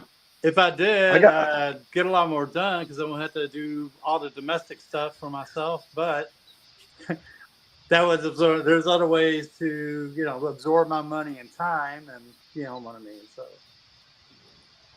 understood. I mean, so what color you plan on painting your car, Sleazy? Just gonna do white again. Oxford white can't go wrong. Man, after my own heart, man. I love white vehicles. I really like the new magnetic. Well, it's not new anymore, I guess. The magnetic metallic. Yeah, that looks nice. I like that too. Okay. You said the magnetic white. You said? No, it's like a gray. Like my F-150, and I have a Ford Edge too, which they're both that magnetic metallic color. I really like that, but the wife likes the black Mustangs because both were hers in the beginning. But yeah, I think it was originally white, so it's gonna be white again. Okay, right on. Well, you already did under the hood white too, so yeah. That was kind of rough to change now. That's true. Well, you have your two-tone car, I mean. Sleazy, I didn't even know you had I haven't never heard of your channel. Did you do the Scott Rod panels and stuff like that up under your hood? I did the LMR ones. They're not Scott Rod. They're the other ones that they kind of they don't cover the frame rail where it comes in on the frame rail. But yeah, that was like one of my first few videos. I think I cut the old ones out, and actually, I think I actually like removed every single what do they call those? The pinch weld. Every single one of them, I drilled them all out, and instead of just cutting it out. The spot weld? Yeah, those things. Yeah, that's a lot of fun. Never want to do that again. I burnt my finger on so many spot welds taking them out. It's the worst. Check them out. It's pretty hard to get out, huh? I think the top. I want to say the top 3 most hated things I did on this car was, one, the HVAC box, splitting that and then replacing the stuff inside of it. God, yeah. the chassis harness, fixing that up, and re-indexing the bell housing. For whatever reason, it was very difficult for me. Yeah. Heater core sucks. There's just no good way to put it. It just sucks. That's just a junky job. Well, while my dash is out, I plan on, what is that? I plan on doing my heater core and my evaporator core. So yeah, I'm telling you, man, if you don't do it, I mean, even though the one you might have works real good and all that kind of stuff, I promise you, after you put all that shit back together with the old one, a month later it's gonna go out and you have to yank all that junk right back out. It's best to change it and get it over with, get it out of the way. What's up, CCW Fox? I don't think anyone makes a full replacement for that, right? Like the whole box. No, I've never seen it. Nah, me either. I've always had to just split it and then glue it all back together. Back in '98, when my heater core originally went out, I went and I opened the glove compartment and I cut out the plastic and I pulled the old, I put the new one in, and I glued the piece back on. Really? So now I didn't really want to do that, so I ended up ordering a new box from eBay, and then I split that one, replaced both the heater core and the evaporator. Is that the evaporator core? Yeah, evaporator core. Mm-hmm. And then glued it back together and put that back in. So my old box is it's in the other room, and it's still got that big hole missing where the thing was. I don't know what to do. I can't. It's pretty much destroyed, so there's nothing I can really do. That's a good idea. I'm gonna have to see if I can find. Yeah, one. If you don't mind me asking, what did you pay for your replacement box? I'd have to look it up, but I think it was probably $160 at the time. This was that's $160 well spent. Yeah, I think so. I believe it. Totally agree. Yeah, mine still has the original heater core in it. It's copper, so it still has that in there. Yeah. I could tell. Both of mine do too. But I figured when the dash is off, I'm about to go ahead and just replace both of those things. Get it out of the way. I think it's NPD. They actually have the original looking copper ones that you can buy. Yeah. Don't put aluminum in there. Those are junk. Yeah, I thought about that too, and I was like, I'll just try to find the original copper one. Call it good. Yeah. So I know you can plastic weld those back together after you cut into them, right? Not the way I cut it. Oh, you must have really cut it, huh? Sleazy does it right. Look, when you do a job, you got to do it right the first time. Just tear it all to hell. It's back there. Nobody can ever see it anyway. You got to burn all the bridges. That's it. See, but the thing with me is if I were to do something like that, put everything back together, it would eat at me knowing that it was like that. It would just eat at me until I took it apart again and redid it. Yeah. So I'll tell you right now, I've learned over the years, not me. Out of sight, out of mind. I don't give a damn. well, you go, Sleazy. I'm not Sleazy, Salty. You go, Salty. Am I gone again? No, man. We hear you. We hear. Oh, okay. Nah, look. After you don't work on as many of those damn junky ass cars as I have, nah, man. It's just out of sight, out of mind. As long as it works, I'm riding with it. Right. I hear you. In my case, I was pretty young. I was like 18, and I didn't have any money, so I just did what I had to do. Didn't have the time either. It was my daily driver. When the car's your daily driver, you got to kind of you have no money. You gotta do what you got to do to get it back on the road. You band-aid it back together and keep on riding with it. That's what you do. I remember those days. Believe me. Those were not fun days though. At the time, they wasn't fun. Looking back on them now, you laugh at it, but back then it wasn't fun. No. What was that, Sleazy? This is the only rust that I really had on the car. Let's see if I can focus. Oh, right on. Yeah, I can see it. Oh good. man, that's nothing really. If that's all you had, that's great. Yeah, Yep. got lucky. Could have fixed that with a license plate. And a pop rib, you've been good to go. I'm just kidding. Actually, I have on the hatch too. Yeah, I think most of them have that at this point. But We lost somebody. I think it was Luis. yeah, He'll probably pop back on here in a minute. So what about your quarter windows? Are they in good shape? No, they're terrible. So I'm going to buy the LMR ones that don't have the Mustang on them. Mm-hmm. Other than that, I'd like to get my old ones fixed somehow. Maybe I'll try it, but Yeah. I'm pretty sure I'll screw it up. So There's a guy. You can send it. You can send them to Fox Mustang Restoration in North Carolina. They'll restore them and send them back to you. Yeah, there's also a guy on IG. I can send you his information as well. cool. I plan on sending mine to him. I have the LMR ones, the Scott Drake ones. Yeah. I think it's a good repo, you know, but honestly, the molding is a little bit shorter than the original, and I don't like it personally, you know. Yeah. And so I'm gonna send my originals to him, have him do it. I believe he said the full restoration, because he said that the molding shrinks over time. Yep. And he said that he can restore the molding and extend it out back to where it was. It's like a full restoration. I think he said it was like $500, something like that. So It seems worth it considering like the repros are like 380, something like that. something like that, yeah. So I plan on sending mine off to him, which means I have to take my whole interior back out again so I can get those back. Is he going to do both of them for that price? Yeah, both of them. Yeah, Damn, that ain't bad. Hell yeah, that's worth it. yeah. Like Sleazy said, considering what the aftermarkets cost. Yeah. Might as well get your originals cleaned up. Yeah, I agree, 100%. God, I remember back in the, well, I think we can all remember the early, like 20, 21, 22, 23, one damn quarter windows were going for like $850, $900 a piece. Yeah, you can still find them on eBay for that much too. I don't know why. I don't know who's buying them, but hey, go for it. It ain't me. Yeah. Same here. Ain't no way I'd pay that much. Finding 94, 95 spindles. Oh yeah. I was fortunate to Good find. thing about me. I'm sorry, go ahead. I said I was fortunate to find my 94, 95 spindles at a junkyard here, and so I was able to go pull them off.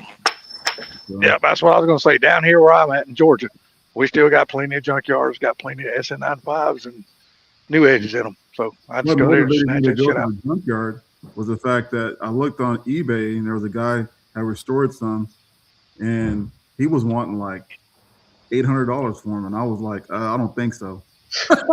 Yeah, no kidding. Dude, lost his mind. I don't think so. I'll go find some. So. I got mine for $75. I got both of them for $75. My buddy pulled them. Nice. He was going to put them on his car, and then he decided he didn't want a 5-lug swap. So he said, "Hey, you want to buy these?" And I said, "Hell yeah!" For $75, I'm your Huckleberry. Yeah, I didn't even have to pull them. He did. Nice. Right. Yeah. So what are your So you've done a 5-lug swap on yours, right, Sleazy? Yeah. Yeah, that was part of the redoing the entire rear axle thing. That was, but yeah, so I did the rear disc conversion at the same time, and then I couldn't find 94, 95 spindles, so I got the 96 ones, and they were pretty cheap, completely rebuilt, and it was only like $100 for both of them. Right. So. Is that a heater core? It looks like it. Yes, trying to get the original. This came out of my car. I was just gonna say looks like a Ford part number. Yeah, it didn't leak, and took it out. Dash is coming back out, for the clutch pedal box. So there's aluminum in there for now, but it's coming back apart, and I want to have this checked out and then put it back in. Yeah. Nice.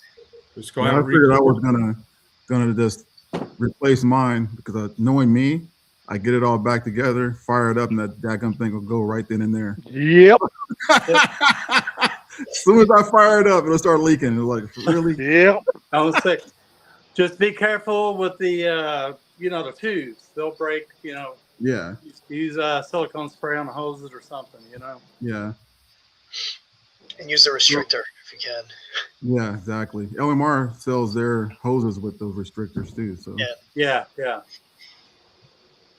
So what is your out of your swap that you're doing right now, what's the most difficult thing you've ran across? Like the number one most difficult thing outside of the ones you mentioned. What is the most difficult?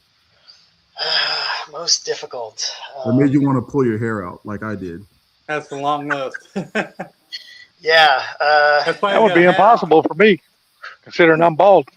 Yeah, me and you both, brother. Oh, see, there you go. I'm gonna go with for whatever reason, getting the old. So indexing the bell housing wasn't difficult. It was just I could not. I should have done it before I put the engine. I should have put the engine and the transmission together in the K member and put it up into the car. End of story. I should have done it that way, but I didn't. I put the engine through the top. I put the transmission up from the bottom, and then I had to. Well, before I put the transmission in, obviously, I had to get the dowels out of the back of the block, and it was terrible. But I remember that video. Yeah, it was a nightmare. The video condensed it. It was like 2 months of like trying different things. The only thing that worked was threading it and making a puller to pull it out, which I was. It was just like I even tried the bread trick, and really I just had a lot of just bread everywhere and potentially a mouse problem. So that was just a nightmare. And I even tried putting, like they said, pack it with oil and then hammer it in. But underneath the car, when the engine's in the car, you can't get a straight hammer on it. So really the only thing you can do is to thread it and pull it back out. And then I put the new offset dowels in, and I tried to turn one and I crushed it. So I wanted to pull my hair out if I had any. But managed to put the bell housing back on, and I measured it, and it was like I think the run out was like 0.0035, which you cut in half, so it was like 1.25 or something like that. So it was really 1.75. So it was like within spec is like 0.005, I think, something like that. But it was in spec. So Sleazy, What's up? someone with a Coyote is going to have to do that every time they put a trans in? Or is that because it's in a Fox? Not just the Coyote. Pretty much, I think what it has to do with is the bearings in the front of the transmission. Oh. It has conical bearings, so they have to be like perfectly within spec. So you have to index the bell housing. And you have to do this for many different transmissions. Even if like the transmission doesn't have those bearings, you should do it because it just makes things work better. Yeah. Is that trans made by GetRag? It's a Tremec T56 Magnum. Oh, okay. Which I got from Silver Sport. Cool. What was it out of originally? It was brand new, so out of the factory. What did it go to? Was it a Cobra or? The Cobra came with. I don't know if the Cobra came with. It's a regular T56 or T56 Magnum. I'm not sure. You don't have the lockout, do you? It does have a reverse lockout, but I bought the box that you hook it up to the. The transmission comes with both a manual. It is a manual and there's a digital, analog and digital speed sensors. Yeah. So you hook it up to the digital side, so you can still use the analog side to spin your speedometer. Okay. Okay. Who makes that? Is that Dakota? I don't recall. I want to say that it might be Autometer. Okay. But I bought it through Silver Sport. It's just like a big package. Cool. Right on. Cool, man. So in your filming for your channel, you do all your own filming, right? Is that right? I do, yeah. Have you ever gotten so frustrated you forgot the camera was there? Yes. Every time. There's a lot of cutting room floor expletives and just streams of quacks. obscenities. Yeah. I hear some beeps sometimes in your videos. Yeah. I actually try to keep it pretty clean, like because my mom watches. So Yeah, exactly. Yeah. I hear you.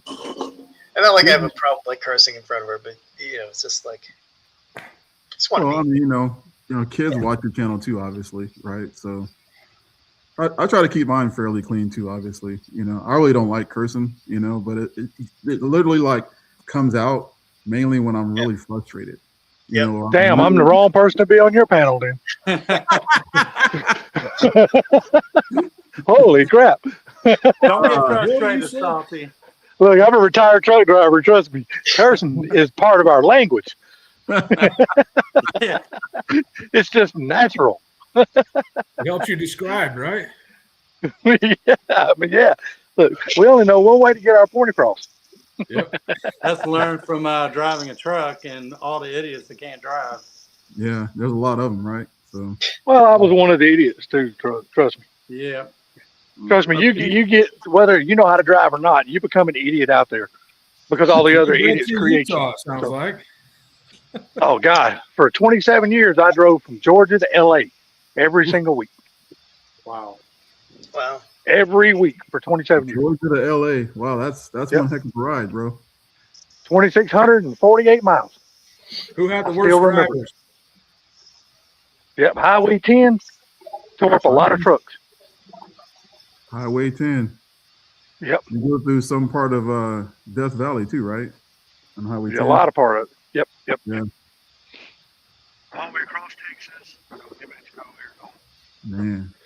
Yeah, Sleazy, I remember working on my car, and when I was at that performance shop, and I had the Black Widow over there, and I kept cutting my hands. No matter what I did, I would cut my hands. Yeah. And so this one time, a few times actually, I cut myself and it gashed my hand open, and I was like, and I started cursing and whatnot. And my daughter runs over there at the camera. She's like, "Did you cut yourself? You cut yourself?" And she takes the camera and gets really close to it. And it's like, "Oh wow!" I'm like, that can't go on the channel, right? I mean, you be making people throw up. They can't stand the sight of blood. Okay, don't do that. Yeah. So she's got a lot of those different things, saved to her hard drive, all those kind of bloopers. There's one part where I was working on the rear axle, and I was in shorts, and I was using the grinder. There was this whole like 2-year stretch where I was just using a wire wheel on this car, and I was using this wire wheel, and it bounced and it hit me right in the knee, and I cut the video like right after that, but it was just like a stream of obscenities and just blood pouring out of my knee, and I couldn't use any of it, of course, because there's whatever YouTube rules about that. But it was pretty. Yeah. Well, I mean, I think we've all had those situations where we've like cut ourselves or dang near broke your knuckles. Yeah. I had a socket one time break on me. And I was putting full force on it, trying to break another loose. And I thought the socket had slipped because of my full force on it. And when it slipped, my knuckles just jammed in this thing, and I cut my knuckles open on both my hands. And I looked at the socket, and it was split. And I was like, stupid. Like, how cheap is that? I mean, come on. It's terrible. What do you do, man? Yeah. So do you have a favorite brand of tools that you use, like Craftsman or? Honestly, I mean, I do have a lot of Craftsman stuff back there, like Sears Craftsman stuff. But I mean, like for the power stuff, I have mostly DeWalt just because I'm kind of locked in to that. I'd probably really consider not using DeWalt. I have no problems with DeWalt. Everything I have has been great. But Milwaukee makes a really good tool as well. But if I was starting over, I'd say the same thing. Yeah. But since I'm in bed with them already, exactly. I keep going yellow. Yeah. hand tools though. I've been prioritizing all the money towards the car, so it's like I just buy like whatever Amazon has, so like Capri or whatever, like just cheap stuff just to get something to do one particular job. Mm-hmm. Buy once, cry multiple times. Whatever. I know, like with some of those tools, though, you're basically buying just a brand name, you know, because there are cheaper things like Harbor Freight. It's the same tool. Yeah. It does the same job, you know. So I guess for me, it's like I just use basically whatever works. You know, if it works good, you know, it doesn't have to be name brand for me, you know. Yeah. As long as it works. This is what happens when I'm sitting at home from work, just sitting looking at the internet all day. Yep. Your wife needs to take away your internet pass, brother.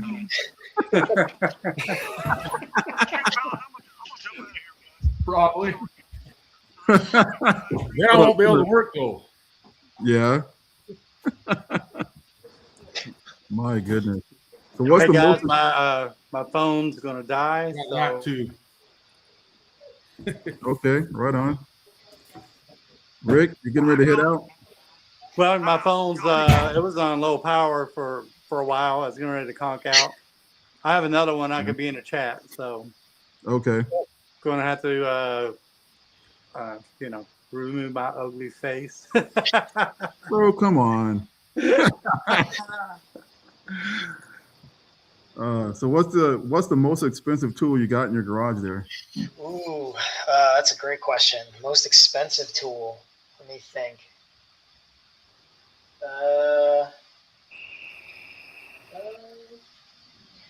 Let's see, maybe the welder. Yeah, What welder probably do you the have? welder. It's like it's not even an expensive welder. You know what? Maybe is I have the Harbor Freight sandblasting cabinet too. I don't remember how much that was. Mm-hmm. Yeah, it's just like a Lincoln welder, but Okay. it was, I don't know. You use gas? Yes, yeah. Nice. It's I think 75-25 Cool. argon CO2. That metal worker over there. I don't know if you can see it. Yeah, I see it. Yeah, that was pretty expensive, but I didn't pay for it. My parents got that for me for my birthday. Okay, right on. One of the things that I did a review of is this thing. It's a power riv nut tool from, I want to I say, remember that. I remember yeah, that. this thing was pretty expensive, but again, that was free. So, And that was off of Amazon or? yes, yeah. Okay. I think it was it might not be that expensive either. I don't know. I don't buy like super expensive stuff. Yeah. Was that sponsored? Yeah, that was sponsored. Nice. Tell you what, I really like the riv nuts, man. I think those are awesome. Yeah. They Power come in. thing is really cool. Yeah. I know. So out of your tools now, your most expensive to your cheapest one. Now, which one is the most useful that you use all the time? I would say the clown shoe. This thing. Oh yeah. I use this Yeah, that's what I just got. Yeah. It's called shaped a clown weird. shoe? Yeah, cause like look at this thing. Look how ridiculous this is. It's like a baseball bat or like a medieval club seriously. or something. Yeah. But I mean, it works and it's powerful, so can't argue with the results. No, That's you're going right. on this spot. See, now I gotta get one. Yours looks newer than mine. So this one you can actually swap this out. It's got a 3/8 in it now, Okay. but it Oh, came nice. with this. You can put a 1/2 inch in it. Nice. Okay. Is it powerful enough to take off lug nuts? No, this won't. It's only 75 foot-pounds. I don't know about Sleazy's, but this only does 75 foot-pounds, so it's not. Honestly, I great. don't know. This is the DCF 513. So I have no idea. It says 0 Oh no, it's RPM. Yeah, no idea. Yeah, I have a Craftsman. It's big for taking off lug nuts and heavy duty bolts, you know, breaking those free. But I have the little one, you know, the little one, kind of like you guys, but mine's Craftsman. So, I use this for lug nuts. yep. Mine's just like that, but it's Craftsman. This is a The only reason why DCF I got the 510. Craftsman was because at Home Depot they had a sale. So, Yeah. what were you saying, Shane? Oh, this is just a DCF 510. Okay. That's the model. And I've also kind of become a fan of like the faux walt stuff, where it's like you go on Amazon and just look up things that you could plug a DeWalt battery into and it'll work. yeah, I got some. Okay, you can find some pretty neat stuff for that. You know, Yeah. for a cheap price, actually. Yeah. Yeah, like I saw this one thing, man. It was a tool, and it was a really good-looking tool. Obviously, it had a lot of torque to it. Ran off a DeWalt battery, and the tool was only like $35. Yeah. Like, okay, I can work with that Yeah. for sure. So, do you guys have you both have Amazon accounts, right? As far as like, Yes. you know, like business accounts, right? Correct. Yeah. So It's what do you actually- guys think of that? So getting my money from Amazon, it comes through my personal account, but later I discovered that Amazon will give you a business account for free and you get all the Prime benefits. And the thing that's kind of cool about it is I will like look at the price in my normal account versus the business account. I don't know if you do this, Sleazy, but a lot of times the business account is cheaper. Yeah. So I don't know why they do that, but it'll say business price. Yeah. And it's actually been pretty sweet. And I don't think I did anything special. And I don't think I had to put in my LLC stuff or anything. They just handed it out like it was free candy. So did you make Sleazy's Garage a LLC? No, I have another LLC that I actually used to make like iPhone and Android apps for. So it's just kind of like I kind of consider everything under that umbrella, but it's really just, you know, it's not like a name or anything like that. Okay. Yeah, I just recently did that for OG Superfly Garage, so it's LLC now. I mean, it comes in handy, especially like with, you know, discounts, tax time, obviously, stuff like that. You know, especially tax time. You know. Especially if you're buying big car parts like engines, you can give like a tax ID, and then you know, if it's for your YouTube business, then it's a qualified business expense. I'm not a tax professional. I have no idea, but that's what they. I wrote my laptop off. Okay. Like I use it to make videos, so. Yeah. So, do you guys have a Napa where you're at? Like a Napa Auto Parts? I'm pretty sure I do. Actually, I live in the woods, but there's one in the woods near me. Yeah. Well, Napa, if you talk to them, they can set up a business account, right? And you get access to their Napa Pro Link. And so with that, I found out, like for instance, let's say you have a part that may cost you, say, $500. I just recently did this for a friend. I worked on his car, and I looked on Napa Pro Link. It had two different prices. It was like a normal price or list price, as they call it, was like, say, $550.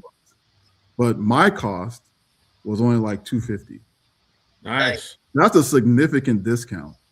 I might need to do that for Napa. I have it at O'Reilly, but it's hardly anything. Yeah, with Napa Pro Link, dude, I was surprised. Okay, that's good to know. So yeah, if you guys can set that up, you truly benefit from it, I think. You know, so. And you did that under your LLC? Yeah.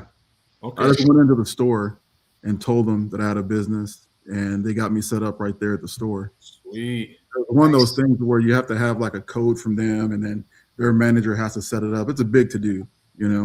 Yeah.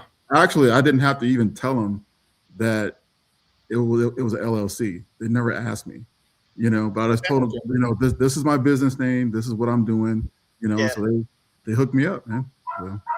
Right on. That's cool. Yeah. So we've been going at this, what, 2 hours, 9 minutes now? So, yeah, we're still going, Puzzle Fox. I hope you had a good dinner, man. Those are my dogs barking if you hear dogs. Yeah. Man, Sleazy, you know, I really appreciate you, brother. I really do. Of course, man. I appreciate you, man. This is a lot of fun. I enjoy it. And everybody likes to talk about themselves, right? So. Yeah. Well, this stream was supposed to be about you and your channel. You know, for those who are still listening or just joined, you know, this is Eric from Sleazy's Garage. And let me tell you, he's got an awesome channel. He goes into great detail. I think he can really help those who are just getting into this foxbody game. You know what I mean? He has a lot of tips and tricks he can do, especially if you're doing coyote swaps. You know what I mean? So he knows firsthand what it's about. You know, so check out his channel. If you guys have time, give him some love, show him some support, man. So that's what this is all about. It's what this community is for. Awesome. Man, I should have put my Sleazy hat on. I got my Sleazy shirt. Hoodie. I got my Sleazy shirt, man, so I'm good. Nice. So, well, all right, guys. Well, Sleazy, you're welcome on anytime, brother. Anytime. Cool, yeah. Yeah, I've been meaning to hop on. I just, you know, the weekends have been rough. But yeah, I'll definitely pop on. Yeah, just go ahead and pop on if you want. I'll give you the link. You can pop on the stage if you want or whatever. You know what I mean? This is strictly just, you know, us talking, you know, and just kicking it and having fun. You know, no stress. I was going to say no stress, no stems, no seeds, right? But, you know, it's not like that. GT 420. Yeah, exactly. But yeah, I appreciate both of you guys, and Shane's going to be on next week, right, Shane? So yes, sir. Yeah, that's mostly why I wanted to hop on today. I was like, man, what if I can't get on and everybody's just like, where's this idiot at? I can't figure out how to get on. I think I'm good now. Hey, is it the same link every week? No, we dropped off. Through StreamYard, right? It generates a whole different link, you know, for you to actually get onto the stage. So there's a link that's for the public to use to actually join on in the comments, and it's a separate link to be able to get onto the stage. All right, cool. Yep. All right. Sounds good. All right, Sleazy. I appreciate you, brother. Right. Thanks, fellas. This is great. Give the family our regards, okay? So you got it. You too. All right, take care, guys. We'll see you. All right, Shane. Talk to you later, Peace brother. out. See you next week. All right, everybody. Take care, everybody. We'll see you next time. See you, man.